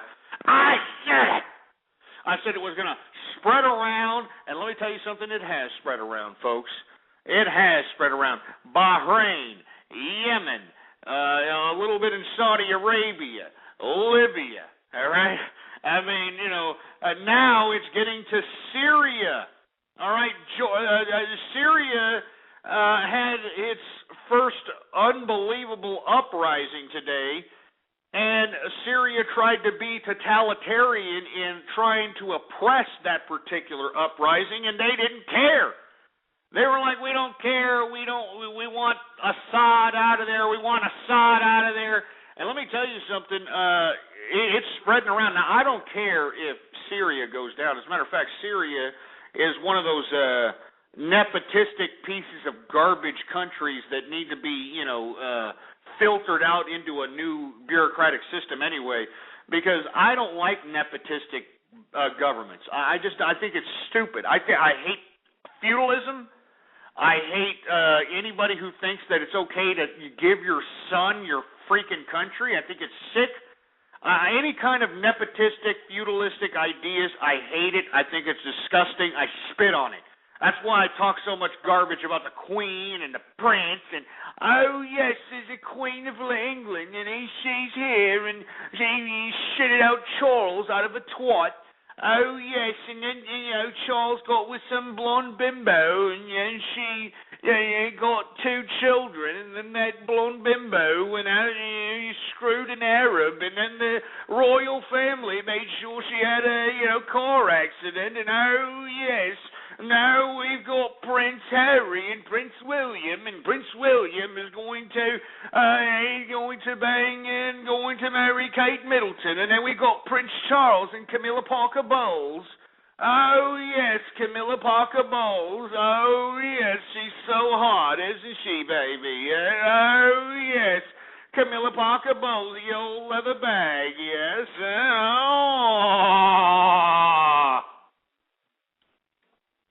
I mean, seriously, man, piss off all those. I mean, all those stupid royal family. You're not even the true blood lineage. That's how stupid these English are, man. You English, you continue to try to justify the king and queen's rule or the monarch rule, but assholes, this isn't even the true lineage of the bloodline, man. This is just some offshoot. Of some daughter that was given away during King Arthur's day or some shit. I mean, it's just stupid, man. It's just stupid, And I can't believe that we've got one of the superpowers in the world, England, bowing down to a monarch. I can't believe it. It's stupid. It's pathetic. It's primitive. I'm sick and tired of these acceptances of primitive concepts. All right? I mean, don't you idiots understand that this is modernity? This is the time for us to emerge out of this ridiculous primitive thinking. This is a new time, a new age, where we understand what we are and understand our capabilities and understand that we can not only retain knowledge but bequeath knowledge and add on to knowledge that is bequeathed. I mean, we have conquered so many things. We have done so much as humanity, and yet humanity itself is becoming its own detriment. It's what makes me sick. Anyway, 646-652-4869. We are in the third hour, folks, the third hour of the True Capitalist radio broadcast. And, of course, I am your host, the man they call Ghost. And once again, folks, I want to thank everybody for tuning in with me. Please, if you could, retweet the broadcast, you ass clowns. All right? Retweet the broadcast and send them to blogtalkradio.com/ghost. All right?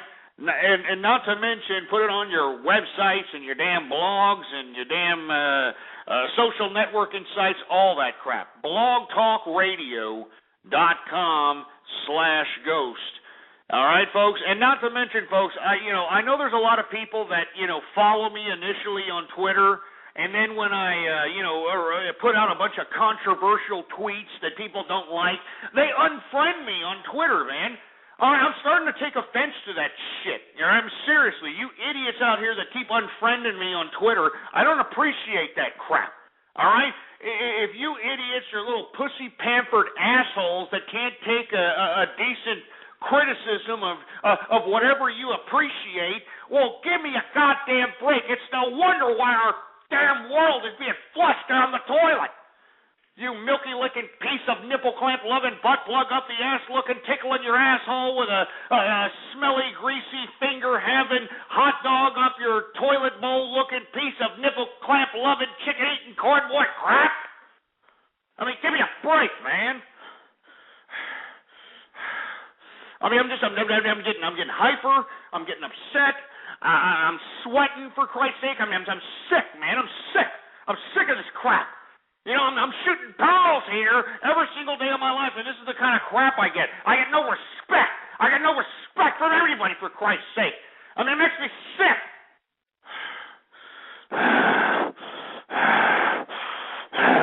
It just makes me fucking sick.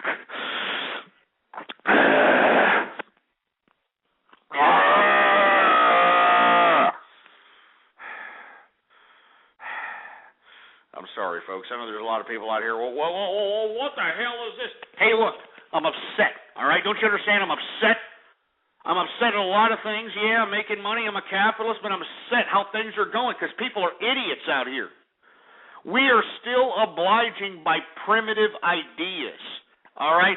I mean, do you understand that, there are still people in the world that look at this Middle Eastern unrest, and now that Obama decided to utilize American military assets in this multilateral United Nations bombing the hell out of Libya campaign, now you've got idiots in the Middle East that actually believe that there is a crusade happening. Yeah.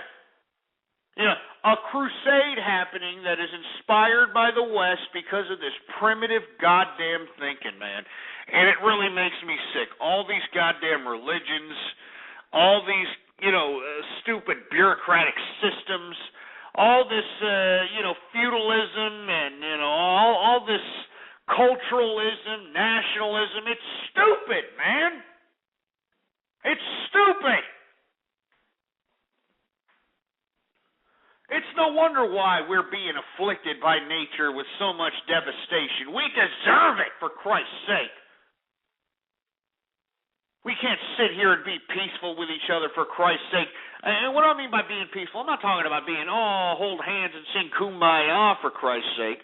I'm talking about understanding that we all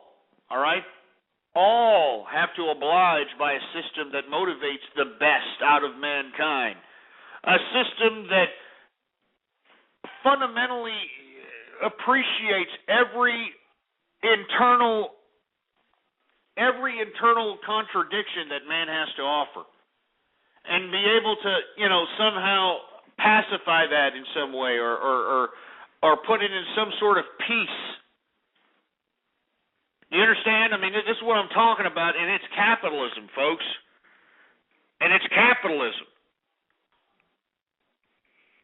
And this is why I'm saying that us capitalists, we need to understand our roles in the world. Because we are the ones that make the world go round. And anybody who disagrees with that, you're the one that are mooching off of us. We are the ones funding your lifestyle if you disagree with that. We're the ones that are paying the taxes so that your little pissing ground little governments can continue to feed you off of our tax dollars.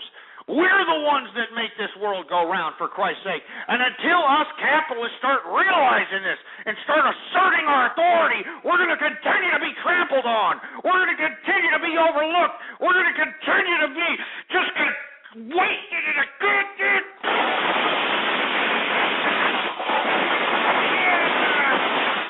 piece of crap.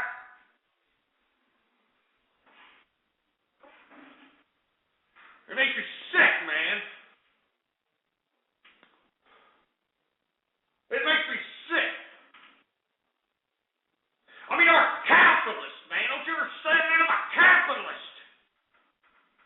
Give me capitalism or give me death, damn it.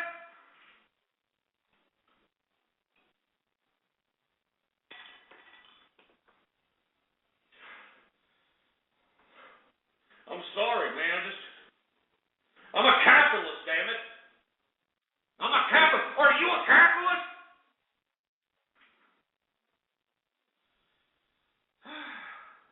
Are you a goddamn...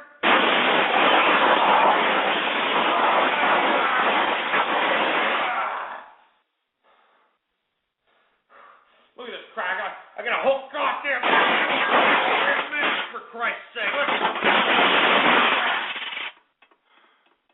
I'm a capitalist!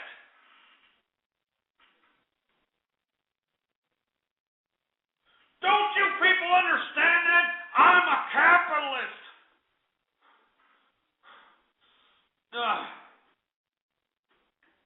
I'm a goddamn capitalist, you piece of crap!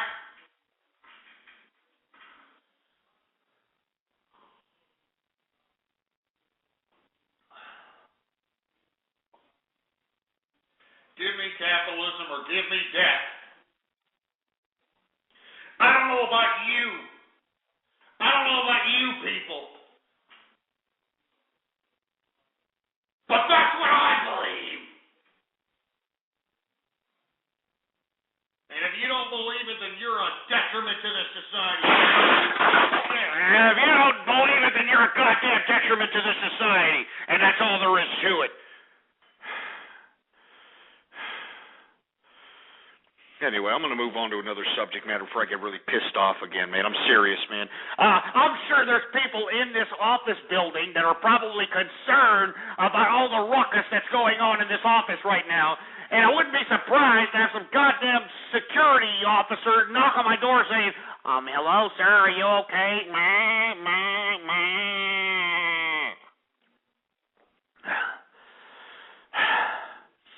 But anyway... before I went off on that tirade,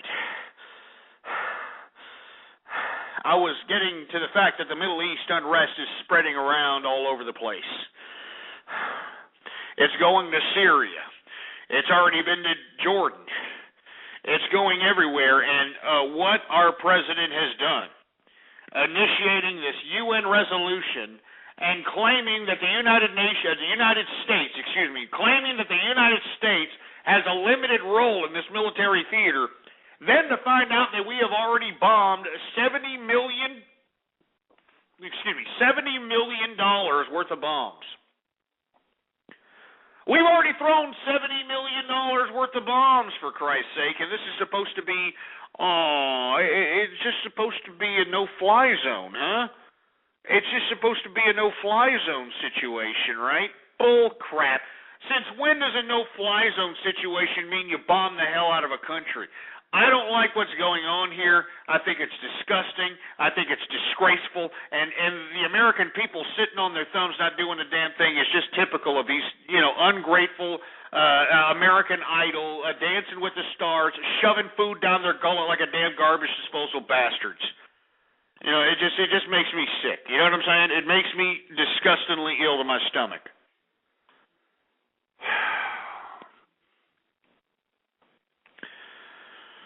Oh, my God. And you see, the thing about it is these governments don't care. They're giving us conflicting information, all right? You take a look at the Japanese situation. The Japanese situation, they're sitting over here telling us one thing, or they're telling the Japanese people one thing, and before you know it, they got radioactive activity going throughout their whole goddamn country. They're still smoking. There's still smoke coming out those reactors. Those smoke is coming across the Pacific and going into California, going into the United States, for Christ's sake, and nobody seems to be goddamn concerned about it, for Christ's sake. This is radioactive activity. There's already been food and milk out of Japan that has tested positive for radioactive activity, and nobody's sitting here concerned about this crap. What, you're just going to believe the government? Oh, the government said it was okay, so everything's okay. Time to go back to sleep, America.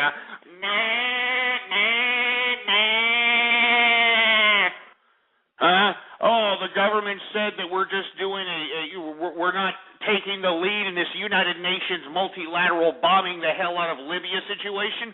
We're taking a back seat. Oh, okay. If we're taking a back seat, why are we even there? I mean, if we're taking a back seat, why are we not letting the goddamn French deal with this crap, or the Brits deal with this crap, or the OPEC Arab leaders deal with this crap, or the Arab League deal with this crap? Why are we dealing with this garbage while at the same time we've got our government telling us disinformation? This is why I'm saying, folks, all of you people that are such government, Jesus Christ, all you assholes that are so adamant that, the government is so great and they redistribute the wealth and they care about the people and they love us and they care about us, they don't care about you, you stupid losers. They care about your peace of mind and how to appease your simplistic interpretations of things so that you can get to the freaking ballot box and vote for these ass clowns. These people don't know what the hell they're doing. These power-hungry autocrats don't know what they're doing, for Christ's sake. They don't know what they're doing. And anybody who doesn't believe me that, you're lying, they care about us, Ghost, you're going overboard. You're going overboard. Well, I mean, Chuck Schumer, a man who spent 30 years in office, in the bureaucracy, actually believes that the three branches of government are the Congress, the Senate, and the presidency. And he's on tape saying that. You can look it up. I've played it on this broadcast. That's just the way it is. All right? But these are bureaucrats. Some asshole who's been in the bureaucracy for 30 years doesn't even know the three branches of American government. These are bureaucrats. This is what bureaucrats do. They're stupid. They're idiotic. The government sucks. It doesn't matter what government, any government. The government sucks. You know what the government's role should be is just implementing the protection of property, implementing the rule of law, and implementing civil order. Anything else that they do, anything as far as regulation, anything as far as overtaxation, is just completely ridiculous. And us as capitalists, we need to know that. But why do governments do this? Why do governments continue to shove themselves down our hole? Why do governments continue to assert themselves in a totalitarian or an authoritarian fashion? Why do governments continue to expand their powers? Why do they continue to expand their capabilities to implement? Why do they do this? Why? Because they're bureaucratic assholes. All right? Why do you think Gaddafi even though he's got the entire United Nations, some international front, going after him and telling him that, hey, we're going to go make sure that these rebels overthrow your ass, why do you think that he's going to fight till the death? Because he's a leader of his own country. Do you understand that bureaucrats, they get to a point where they're above the law? You can have all the money in the world, but if a bureaucrat asserts its authority to the point where they're above the law, that nullifies having all the money in the world. Do you understand? So this is why Gaddafi is going to fight to the death. This is why Saddam Hussein didn't turn himself in until they found him in a spider hole. This is why Mubarak didn't want to step down until he was, injected with some kind of stroke or something, wherever the hell he's at. He's probably a vegetable somewhere. You understand? This is why. And we have to limit this bureaucracy. Us as capitalists. Us as capitalists, we have to limit this bureaucracy, and we have to make them work for us because they are working for us. We're funding these people. We're funding the system. We're funding these bureaucratic welfare systems. We're funding all this crap. And anybody that wants to disagree with that, why don't you give me a goddamn call, and I will make you look lower than a leprechaun's nutsack, even though it's so far away from St. Patrick's Day. That silly-ass saint. Huh? Let me tell you something. You want to know what these governments want? They want everything from you. Do you understand? They want everything from you. They want your house, your car, your job, your girlfriend, everything. They want everything from you. Everything. Everything. And until you come across to the capitalist side, folks, and I am extending my hand to you, come across over here to the capitalist side and disassociate yourself from this ridiculous worshiping of bureaucratic nonsense, and that means this disgusting, despicable government that wants nothing but to exert its own autocratic power on all of us. And I'll be damned if I'm going to sit here and allow that to happen while I sit here and continue to advocate that the capitalists assert their power.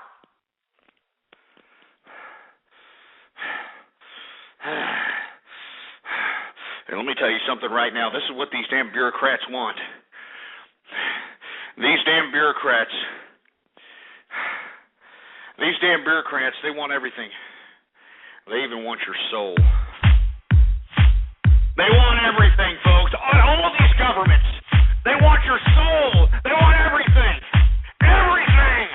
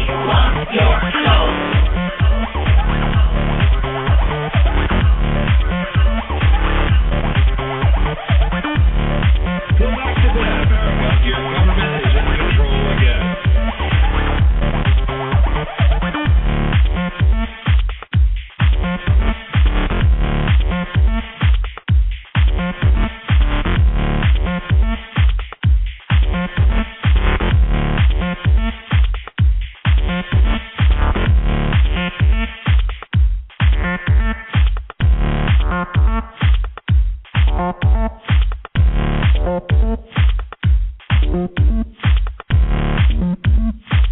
listening to Ghost on True Capitalist Radio. True Capitalist Radio.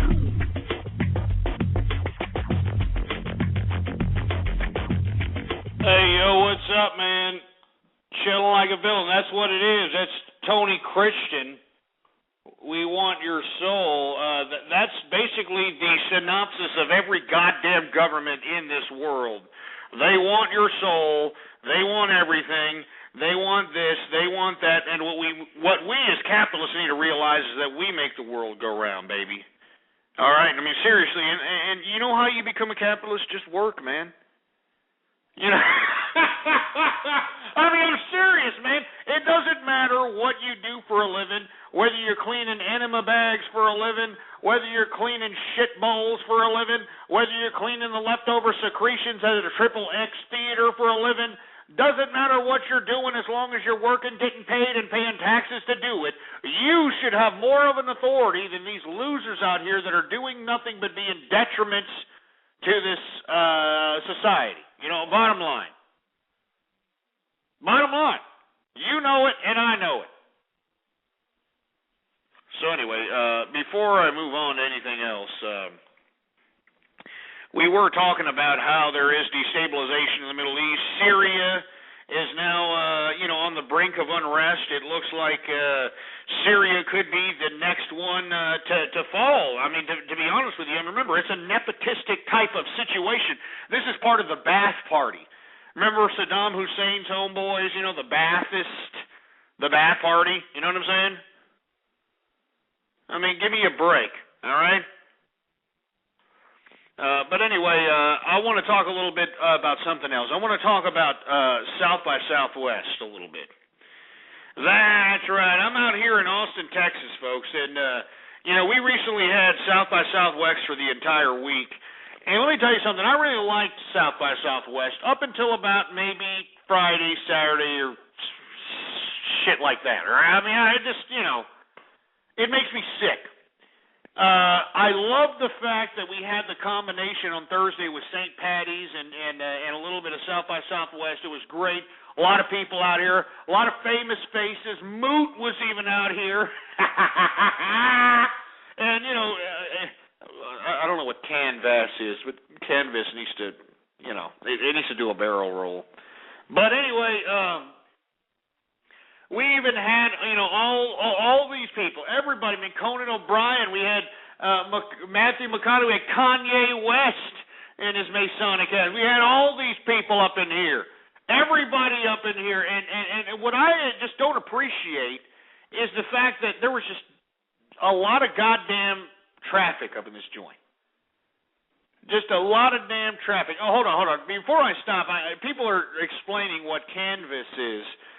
I don't care if it is new 4chan. I think it's just a sellout way of Moot for, to display his way of selling out, what he started. I mean, it's every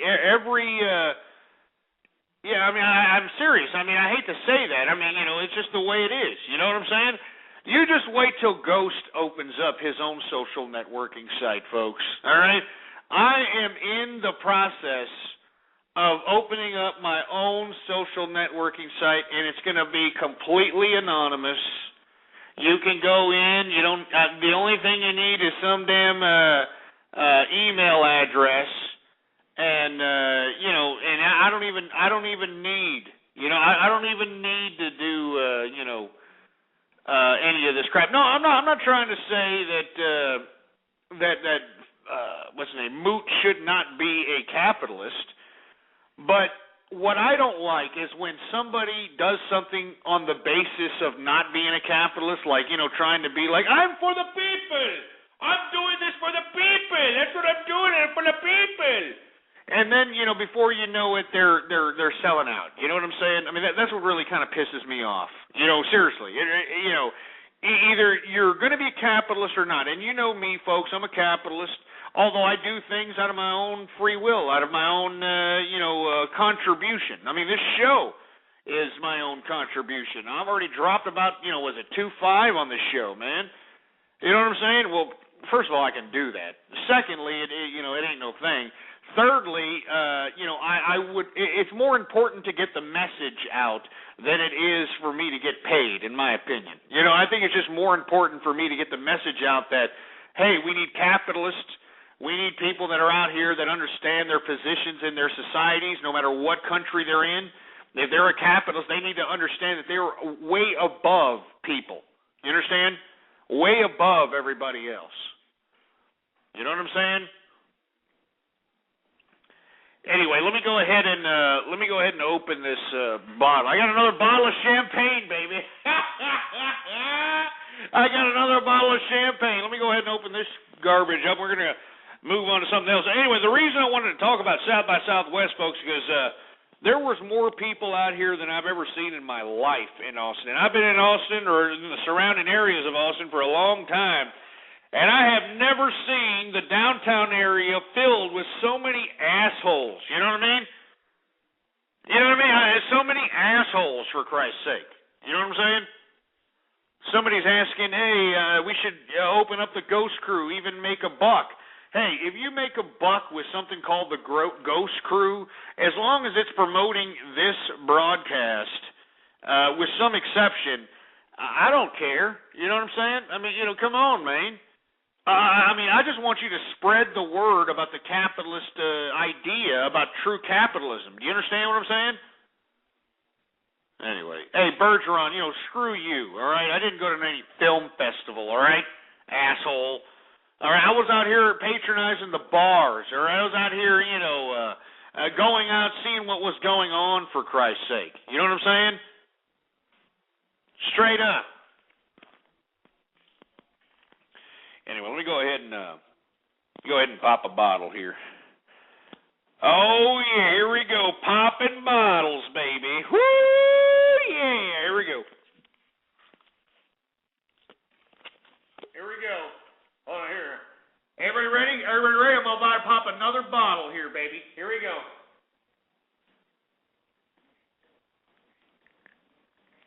Ah, damn it, this fucking cork. Oh, yeah. Woo! Man, that was kind of hard there. That was kind of dug in there. Anyway, let me go ahead and take a sip of this. This is some of this red champagne. I bought a specific champagne that's called. As a matter of fact, I don't want to name this champagne because it's kind of exclusive. But there's a red champagne. I thought it looked like blood, so I'll check it out. And it's not Martini Rossi, assholes. You think I'd buy something that cheap? I mean, that's for like cheap bimbos that you want to get loaded so you can get in their pants or something. Here's some more of this. Oh yeah. Woo! Cheers to everybody out there, man. This is ice cold, baby. I've been putting this on ice. I got a little ice bucket from this antique store out here, man. We got a lot of independent stores out here in Austin, Texas. They have this freaking ice bucket, man. It looks like it's like straight up silver. It stands on its own. It's like a bucket, man. I can put it right next to wherever I'm at, man, and put a bottle of Dom, bottle of Cristal, bottle of Moet on ice, baby. Woo! It feels good to be a capitalist. I'm going to go ahead and take a sip here. Oh, man, that's pretty good. That's pretty good, man. Anyway, it was pretty crowded out here by Southwest, so all you people that came out here to Austin and, crowded the place up, I really don't appreciate it, man. All right? I really don't appreciate it. But anyway, people are asking me to give shout-outs. I'm going to go ahead and do it. What's up to Capitalizing? I see him in here all the time. Debbie Daly's in the house. What's going on, Debbie Daly? You got Dick Burns in the house. Did I say that, really? Hey, what's going on? Felix and NJ, he's always up in here. He's always a major fan. What's going on? Future DNB. What's going on to Future DNB? He's in the house. He's always in the house. What's going on to Goofy Bone? Goku just arrived. He's probably, he hasn't been in here for the past couple of days, man. I mean, would you get a date or something? You know, did you get some blonde or, brunette or redhead? Let me know. What's up, Goku? What's up, Goofy Bone? You know what I'm saying? What's up, Mac Kids? Moxie's in the house. The Nigerian in the house. Gotta eat. I can't say the first part, but gotta eat in the house. What's going on? Oscar Talks in the house. And Peter Bergeron, even though he flaps his fat Cheeto-stained fingers about me. What's going on, man? Space Poet in the house. And, of course, the Tech Guy. What's going on, man? Anyway, I want to hear from you. 646-652-4869 is the number to call. I know we were just talking about how South by Southwest for me was really ridiculous. When it came like Friday and Saturday, man, I couldn't even walk home. There was just so many assholes on 6th Street. I mean, it was like wall-to-wall assholes. You could like smell like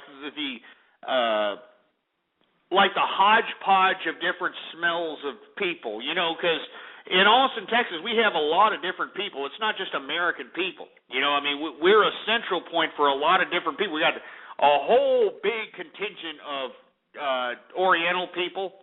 You got a whole big contingent of Indian people, a whole big contingent of just all kinds of different people, man. And when you're trying to walk down the street on 6th Street, for Christ's sake, these smells just kind of overtake your nostrils. And, it kind of, it takes you back. It's like smelling salts, for fuck's sake. It's like, you know what I'm saying? Good God. Anyway, I want to hear from you. 646-652-4869. Were you out here at South by Southwest by any chance? You know what I'm saying? Yeah, somebody's saying, hey, I should be pitching the Ghost movie. Yeah, hey, no kidding. You know what I'm saying? Anyway, let's take some calls here, shall we? Let's see. Hey, we got the Tech Guy in the house. What's up, Tech Guy? You call back, man? Hey, yeah, I got off that proxy. I was just trying to... Hey, what's going on, Tech Guy? It's good to hear from you, man. Oh, can you hear me okay? Yeah, we can hear you fine now, man. Okay, my video broke 1,000 views sometime today, like around 11 or 12 o'clock, I think. Oh, yeah? What video is that? That's, it's called... Is it with the one with the two chicks? Yeah, it is. It broke 1,000 today, huh? Yeah, it's at 1,127 now. Oh, man, maybe you won the 200, man. You got to the end of the month up in here, man. Oh, I hope so. You want the 200? I'll send it to you, man, just straight cash. You know what I'm saying? Will you send it PayPal? No, I don't like sending stuff PayPal. That means that, Oh, okay.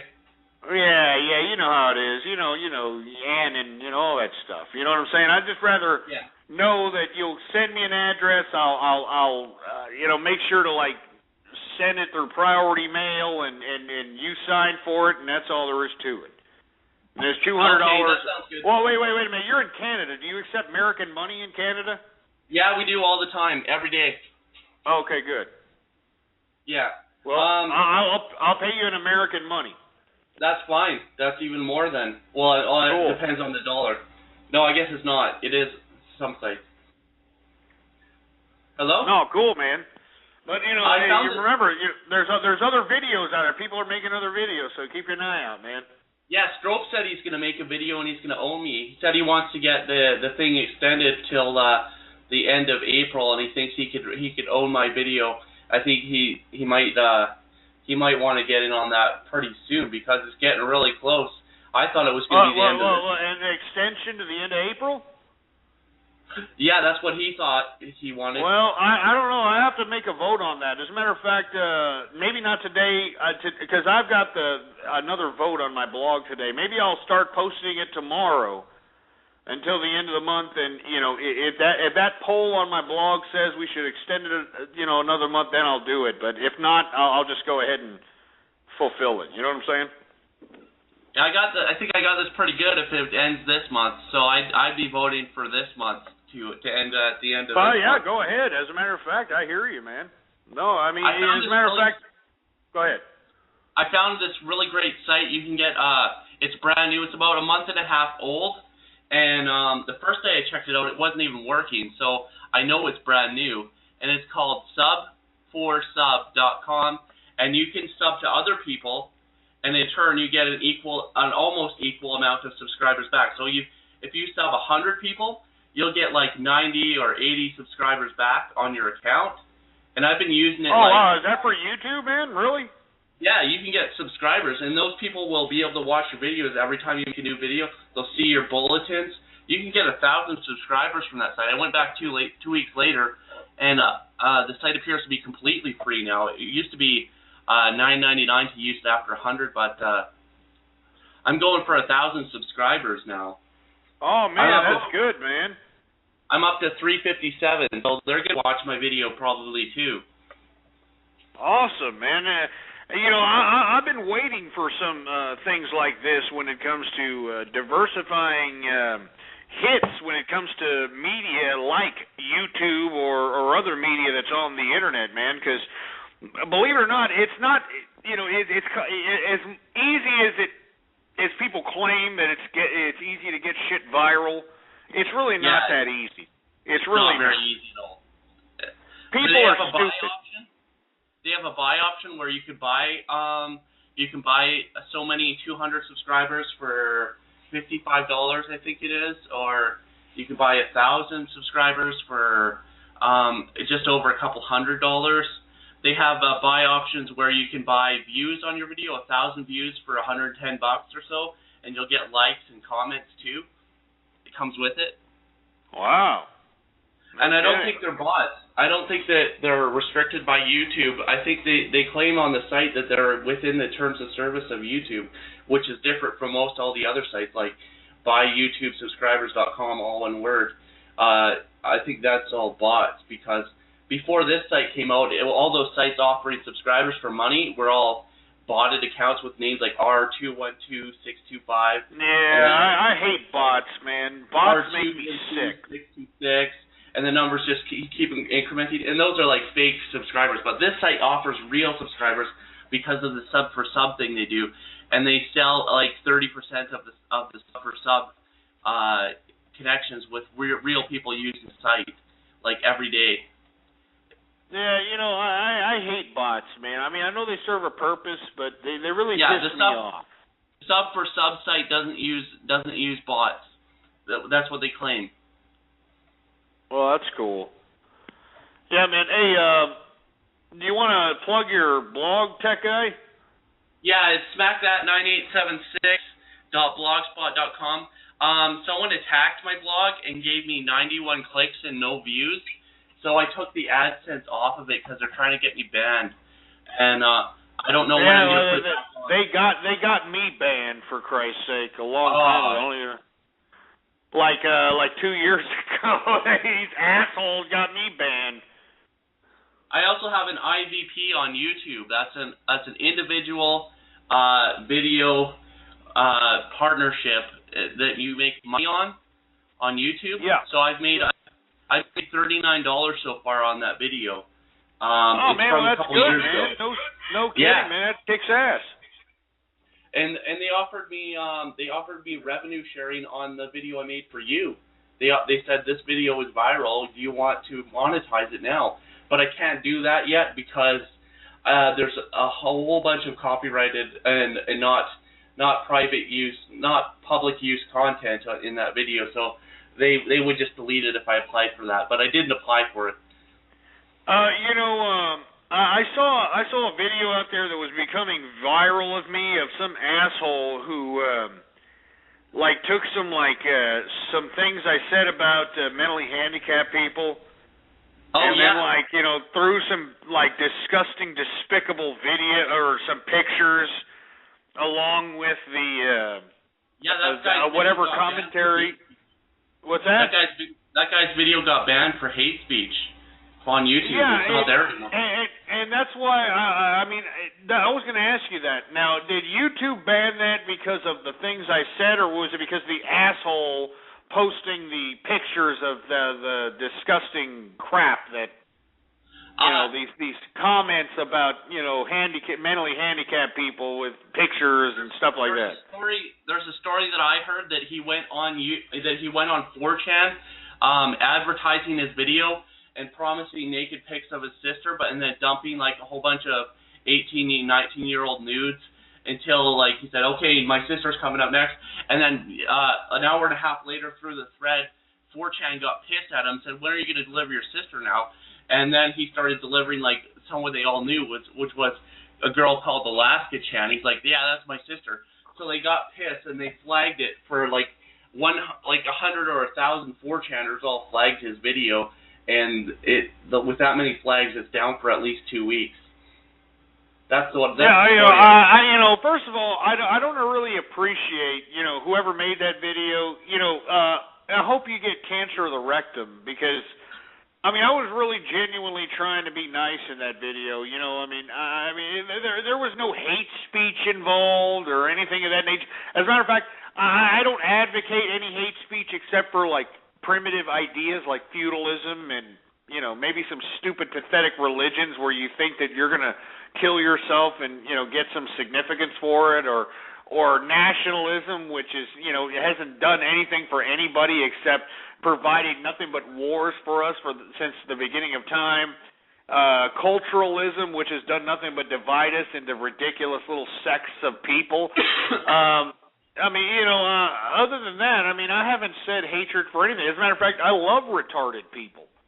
I've said it and I'll say it again. I love retarded people. As a matter of fact, they're the most sweetest people on the face of the planet. These people are just, I wish there was more retards instead of regular people, because regular people are just jerks. These are just inconsiderate pricks that bitch about the most trivial concepts. I totally agree. No, seriously, I think there should be more retards, because retards actually appreciate life. They're happy to be alive. They're happy to do the most simplistic things. They're happy to have a job. They're happy to, go outside. They're happy to do these things. And except you got these people, in my opinion, I'm starting to think the people are the retarded people. That's my personal opinion. The regular masses are becoming retards. And I think retards should be the regular people. Maybe I'm going overboard. Maybe I'm out there or something. I've been exposed to a lot of retarded people, all right?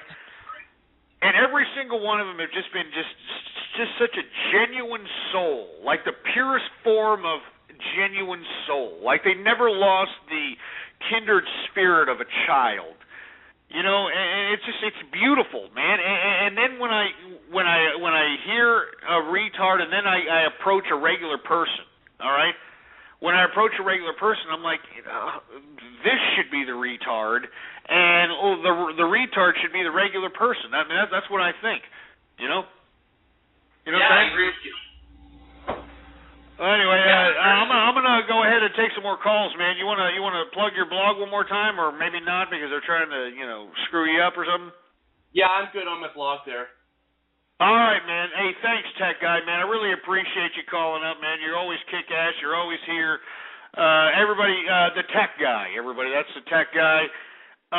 Let's move on, shall we? 408, you're on the air. What's poppin', Ghost? Goofy Bo live in Western Virginia. How you doing? Oh, man, you're in West Virginia, man? How they treating you out there? They treated me like a slave, Ghost. They're still hating on me. This is a black community, it has some white people in the richer area, but I walk around, the other day a couple hours ago, some Tyrone just happened to bump me, and he said, "What, brother?"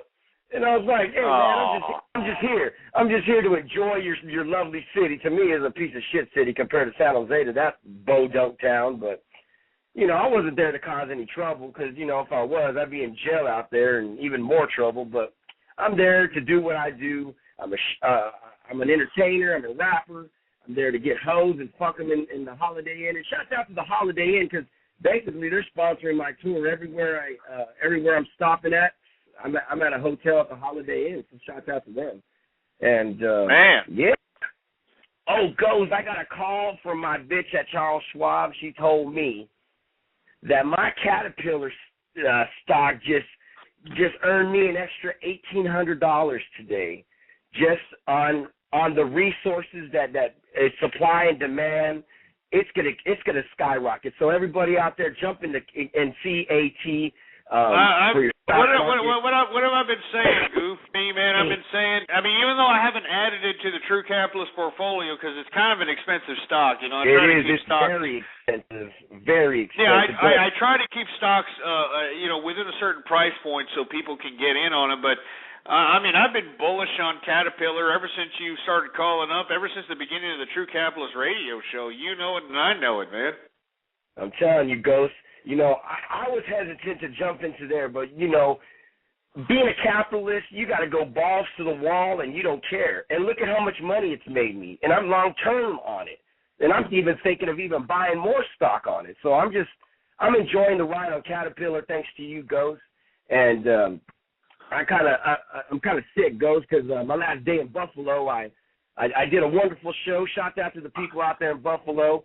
I happened to take home or take to the hotel a wonderful bimbo, but don't tell me she had a cold and you let her slop on your Johnson or something. No. After we did it probably maybe 6-7 times in the hotel room. I was enjoying it, but I was taking her downstairs because I was getting ready to leave. It was really cold, so I went down there in a tank top trying to be a big old pimp, but that's where I think I got the cold from. But, oh, well, that's my fault. But, hey. Oh, yeah, but Buffalo's pretty cold, man. I know, you know, it's a pretty cold place up there, man. Oh, yeah. You know what I'm saying? Yeah. Shout out to all the trolls out there. You guys are stupid. You people should be respecting Ghosts and writing everything this man says down. Look at me. I'm a gangster. I'm a person that shoots people. And I'm over here sitting back knowing the fact that I don't have to sell drugs no more because Ghost showed me a way to make money the right way, the capitalist way. And all these idiotic people in the chat room hating on you, Ghost, pissing you off. You know what, Ghost?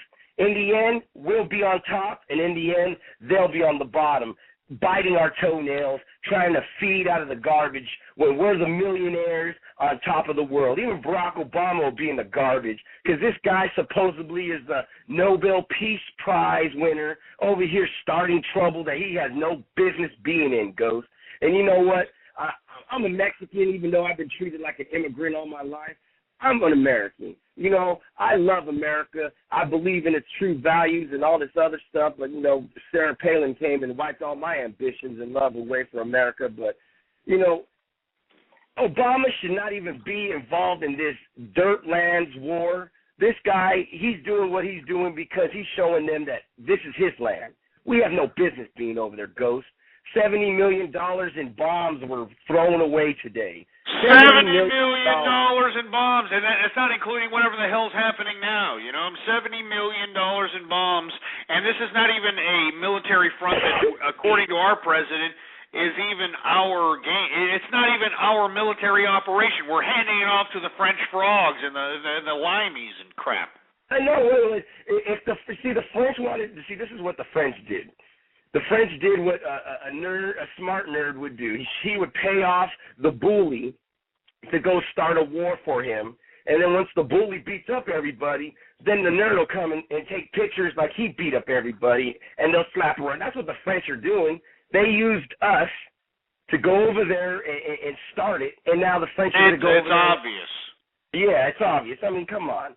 It just makes me sick. That's why I bring it up on this broadcast, man, because it just makes me sick, man. And you know, hey, man, I got 9 minutes on this broadcast, man. You want to give a shout out, or you have anything to say, man? Yeah, go ahead, check me out at ReverbNation/GoofyBone. My next show will be here in Weston, West Virginia, 9 p.m. at the Players Sports Club. That's on 403 East 3rd Street in Western West Virginia. Check me out on... Well, I hope they... Oh, sorry, I didn't mean to cut you off there, Goof, man, but I hope they go out and check you out because, you know, you have that hit song, Just Give Her a Bone, and I bump that all the time, man. I'm telling you, I'm not joking.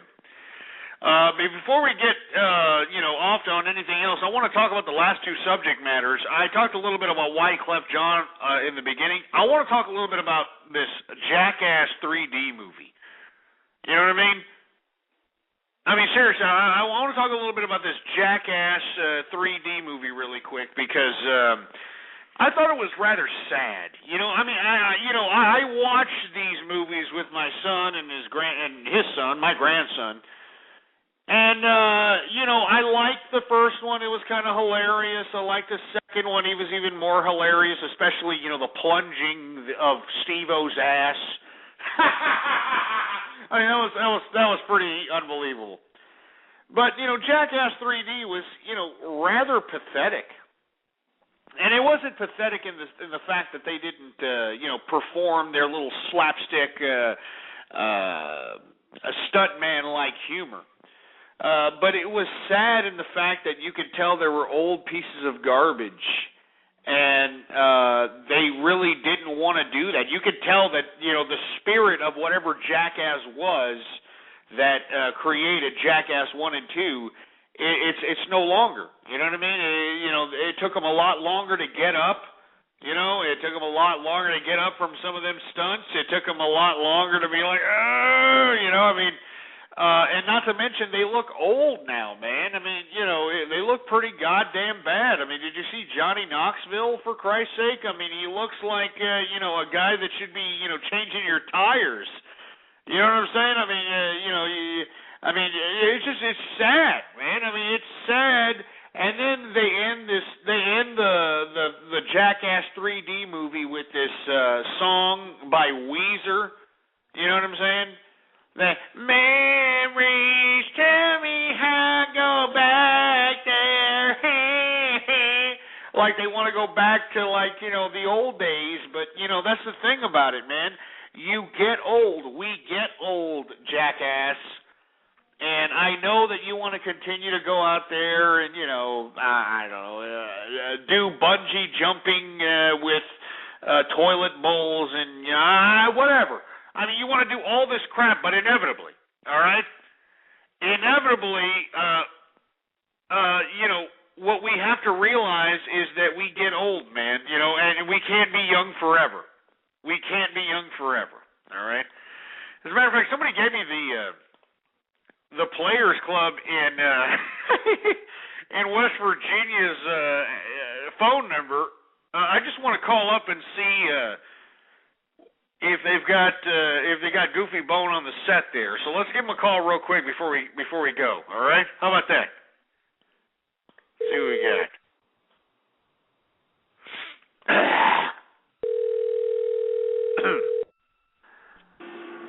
Players Club. Yeah, baby. Who you got performing tonight, man? To what? Who you got performing tonight? You got somebody performing tonight? No, we don't have anybody performing. Nobody does no like Goofy Bone with give her a bone. No. I heard Goofy Bone was here. There's no Goofy Bone with give her a bone. No. Oh, I'm sorry, man. That's okay. Thank you. Uh-huh.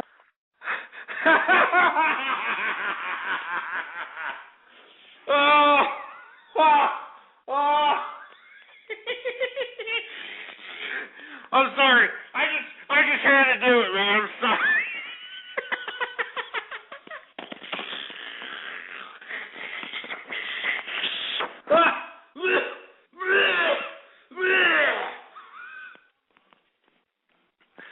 Anyway, I'm sorry, man. We got 4 minutes left. Anyway, I just wanted to say that Jackass 3D was. I mean, I like Jackass. I like all those guys. I think they're putting their bodies on the line. You know what I'm saying? But it was just a pathetic movie, man. I mean, you could tell that they were like a bunch of 50-year-old windbags trying to rekindle their lives again. Anyway, we got 3 minutes left in the broadcast. Let's try to take as many calls as we can. 111, you're on the air. Hey, Ghost. Can you hear me? Yeah, what's going on, man? Okay, so I was able to track down someone recently over the internet who was giving me trouble, and what it turned out that ended up kind of involving you in a sense. I just kind of wanted to quickly tell you this story. So I basically tracked his IP, I tracked his email, Facebook, real photos. I found out he was living alone on Vancouver Island in Canada in like a Section 8 type program. I won't go into details about how I found it all out, but the reason I'm bringing this up was because he was I caught this guy begging for handouts on various websites, and the man was posting his PayPal information, and he was doing that on American websites and giving false sob stories for donations. And I ended up finding out also that he was collecting disability for a mental illness. He was also going to multiple food banks around in his area to get food, more than he's allowed. He was a complete welfare monkey. On top of that, I ended up... I'm sorry, go ahead, keep going. I ended up being able to add this guy on Skype, and I did some undercover work. After talking to this guy and getting to know him, he kept making comments about having sex with girls under 18. This guy's 32 years old, I found out. I actually caught him in a call on Skype with 7 girls, which were 11 to 15 years old. And he also tried to send me child pornography by direct pics and torrents on numerous occasions. Now, the plot thickens. The plot thickens because this man, Avery Chacon, he's in your viral video contest with a video posting young teenage girls, and he wants your $200 prize. This guy is actually the tech guy. Oh, and not man. only that, I'm dead serious, and I got some screenshots I can email you. But also, I am Dick Burns. That was a true story. And I am the guy that made the video about you saying that about the retards. You know, hey, look, I loved it, but I thought it was a little harsh, you know, with the pictures. You know what I mean? Yeah, I just wanted just a tad bit, a little bit. Hey, I didn't care what got the views, and I figured there was more pieces of crap out there that would love the retard pics, and it would get some views, and it would totally get more people listening to the Capitalist Network. The sites that Tech Guy was posting his video on were getting views from pedophiles, so I thought we had to combat that. Well, man, I mean, those are some pretty harsh, allegations, man. I mean, the tech guy is saying you're lying. Are you lying? I'm not lying. I'll be posting a video with screenshots of his behavior a little bit later. So be on the lookout for John Williams 1929 on YouTube, and I'll be putting some tech guy information up for everybody. Oh, wow, man. I mean, oh, man. I mean, if that's not internet juice, I don't know what is. But, I hope that it's not true. Either way, folks, I know Tech Guy's a listener to me. I hope that's not true, man. Anyway, I want to thank everybody for listening to me. We got 10 seconds left. Spread the word, blogtalkradio.com/ghost. Spread it around like wildfire. Spread it around. Anyway, be here tomorrow, Monday through Friday, every day. That's what we're here, 4 to 7 p.m.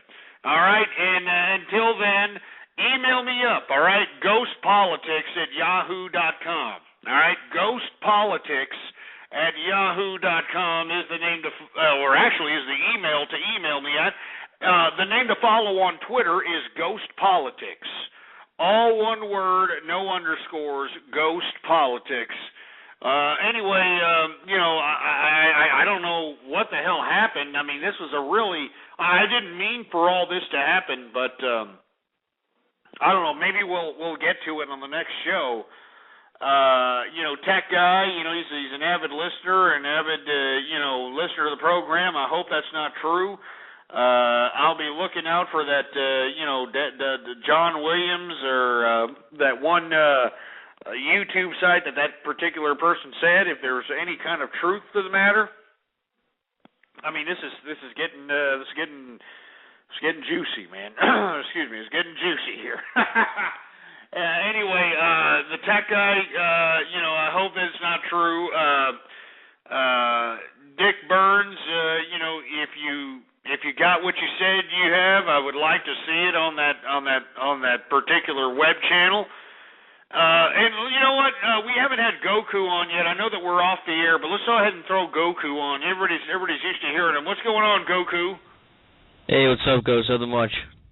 No, man. Hey, did you get to listen? I know you weren't here for the Mike Vallely interview. Did you get to listen to it, man? Yeah, I heard it. That was a great interview. Great interview. Oh man, are you kidding me? I've reheard it again. I mean, we got a lot out of Mike Vallely out there, man. I mean, I compare it to the other interviews that he's conducted. Unbelievable interview, I think. But then again, I was the one conducting it, so maybe I'm biased. It was a good interview. I thought so too. Like on Friday, I went to a state competition for this thing called DECA. It's like business and marketing. Oh, cool, man, cool. Yeah, because I'm in the marketing program at my school, so I qualified for states, and I went to that Friday, and then today last night I didn't go to sleep till like 1:30, so working on a paper, and then today I came home and just crashed for 3 hours, and then that's why I'm. I don't blame you, man. I mean, that's awesome, man. Is that going to get you a scholarship or something at least, man? Well, see, I think if you only win states, you get scholarship, but there was a shit ton of people there, so I didn't really. There was a stiff competition, so I didn't really place top 10, so I didn't advance. So, but you should really look into scholarships, Goku, because if you can get your college paid for, then it would behoove you to go to college. But if you go to college, make sure you get something that is going to get you money. You know what I mean? Get you money in the future. Yeah. But this little thing that you went to, you can actually put it on, and there's a million scholarships to go through. Just apply for them. Just spend your time applying for them. Just look for scholarships. As a matter of fact, look on community colleges, because they have an area in their community college website usually that shows people where they can get scholarships, and just apply for you can get a scholarship for having red hair, man. You can have a scholarship for so many things, and if you can get your college paid for, well then the more power to you. I mean, that means that you don't have to worry about life for a little bit. You can actually party with all the damn other the damn college kids without worrying about other than your food. If you get a full scholarship, that means you can get paid dorm, paid school, paid books. The only thing you have to worry about is your food, man, and you can get a part-time job probably there at the school and everything. And that's the life a college kid should be living right there. You know what I mean? Yeah. Right there. Yeah, at least, even though I didn't place anything, it was a good experience to go there, because that's how, it would be in, the real world business. They give you, something here, give me your idea in, 20 minutes, I'll get you and tell me what you have or something like that. So it was a good experience, even though I didn't really place or anything, but it was all around. It was good, though. No, I mean, and, not to mention, don't forget to put that. You know what I'm saying? Yeah, don't forget to put that on your resume and anything that you go out and attempt to get a scholarship for, man. Do not don't be afraid to do that, man. I mean, I know I say that you shouldn't go to college, but if they're paying for it, then go. Because that means that you can prolong responsibility for a little bit. That means you can legitimately go out like all these other girls gone wild and all these people. You know what I'm saying? Then you can possibly go out and live this college life without having it impacting your pocketbook. And by the time that you get out of college, the scholarship paid for your education, and then maybe you can get a good job. And even if you don't get a good job, it doesn't really matter because you didn't pay anything for your education. So, you know what I'm saying, man? Yeah, I hear you, man. So that's cool, Goku, man. I hope that goes far for you, man, straight up. Yeah, I hope it does, too. Well, anyway, Goku, we're like 6 minutes into the or after the broadcast ended, man. Do you want to tell everybody your blog here? No, I'm good for now because I need to post something new on there. So, because it's just right now it's just your video and then the intro. So I want to get something new up there, and then I'll plug my blog. But for now, I'm good. Yeah, man. And remember, whatever interests you, man, whatever it is, it doesn't have to be anything but what interests you. And what interests you, believe it or not, as long as you put it down in a decent format and in a decent presentation in the blog, man, people are going to read it, man. I get thousands upon thousands of people who read my blog from all over the world, man. Latvia, Japan, China. I got 4 from Latvia too. I got 4 people from there. Yeah, I'm telling you, man. They always come by, man. Maybe they're listeners of the program. They heard your blog and they checked it out, man. I'm telling you, I have a big contingent out there, man. Yeah, then I got 1 from Croatia and then like 2 from Sweden. Oh, that's cool, man. You know, you want to go worldwide with your information. That's the beautiful part about being on the internet. You know what I'm saying? Yeah, I hear you. Well, anyway, Goku, man, I want to thank you for calling. We had to, at least have you on this broadcast, so I want to thank you for calling, man. Yeah, no problem. All right, man, you take it easy, man, all right? You too. I'll see you tomorrow. All right. Dick Burns, are you still there? Is Dick Burns still on the line? Well, I just wanted to see if you're still on the line because it's a serious implication on what's going on here. Oh, you're still on the line? Hold on. Well, here. I want to talk. I want to talk to you. Are you there? Yeah, he's still there. Yeah, what's going on, here. man? I mean, what's up with the tech guy thing? I mean, I knew that the video that he posted about the True Capitalist Radio was. I thought the chicks looked a little young, to say the least. They are a little young. And actually, if you will look into the chat room right now, I'm going to post a pic of him. It's actually showing that he's a 32-year-old guy there, missing hair. He's got he's about 250 pounds and really short. And there you go, little tiny pic of the Predator, as I like to refer to him. And he basically, when you go to sites like 4chan, I'm not going to say which channel because there are rules that meant that. However, he's not posting the free cop. You're cutting in and out there, Dick. You're cutting in and out there. Try to see if we can bring you back here. Still, how do I sound right now? All right, there you go. Go ahead. Okay. So when you go to sites like 4chan where it's anonymous, he's the guy that's posting the child pornography links for you to go to get free zip files of the pornography. And he's that guy. He's the guy that opens threads showing the children. I think it's partially for laughs with him. I think it's partially for the fact that he's sick. I think he's mentally ill from everything that I found out about this guy.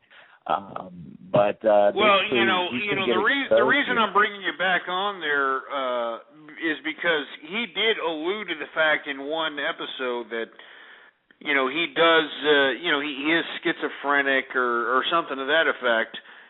And for you to throw these docs on, it's not it's not something I can just dismiss here. It's obviously something that should be at least entertained, if you will. It's definitely going to be entertained because he was someone that kind of hung around a little group that I'm involved with, and he has been ousted because of his pedophilia. So talking about BWC. Damn right. Yeah, that's the one. I know he was tight in there, but you know how it is on the internet, man. These people live like 80 different lives on here, and that's why unfortunately it takes a little bit to get some docs on people that know who they are, and then when you know who they are, then you know whether or not you exploit them or you don't. You know what I'm saying? Yeah, and this is only just a taste of what we're going to do, because one thing we like to do at the BWC is exploit pedophiles. And we can guarantee he is one, and we now plan to destroy him. Wow. Man. This is a definite turn of events. This is, anybody who's been in with the True Capitalist Radio Show while understanding the BWC situation, man. This is going to be a shocker. You know that, right? Well, obviously you're the shocker. Yeah. Has everybody in the BWC known this? Oh, they definitely know that. We've had conference calls discussing the plan. So I'll just leave you on the note that be looking for the info on the coming days. And let's see what he's saying here in the chat. He's saying he is lying. He knows me from the BWC, and all that pedophile stuff is what he tried to get me into. That's what Tech Guy's saying. I haven't really read that book. I haven't really read that book yet, the book of what pedophiles say in defensive situations, but it's going to be great when I get the video out.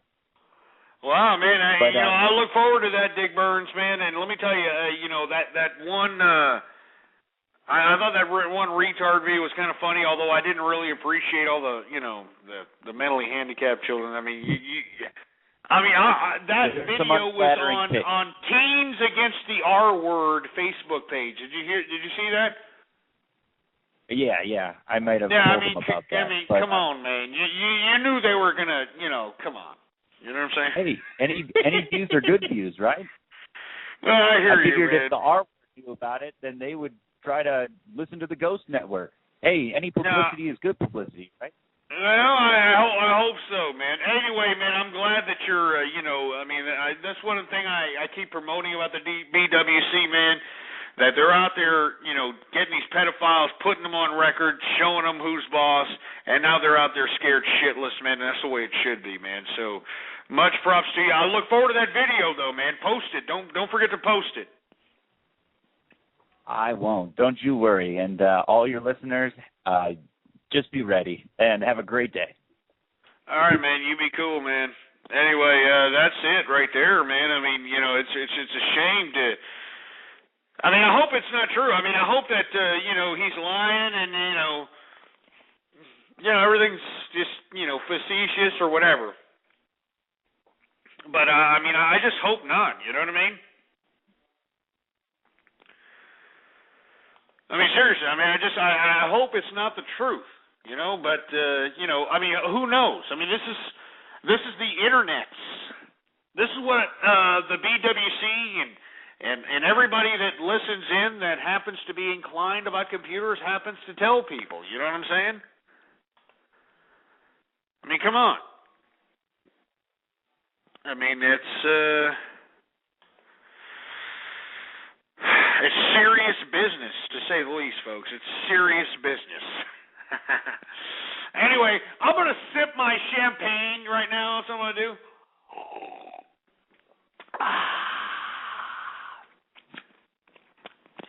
I'm going to sip my champagne right now.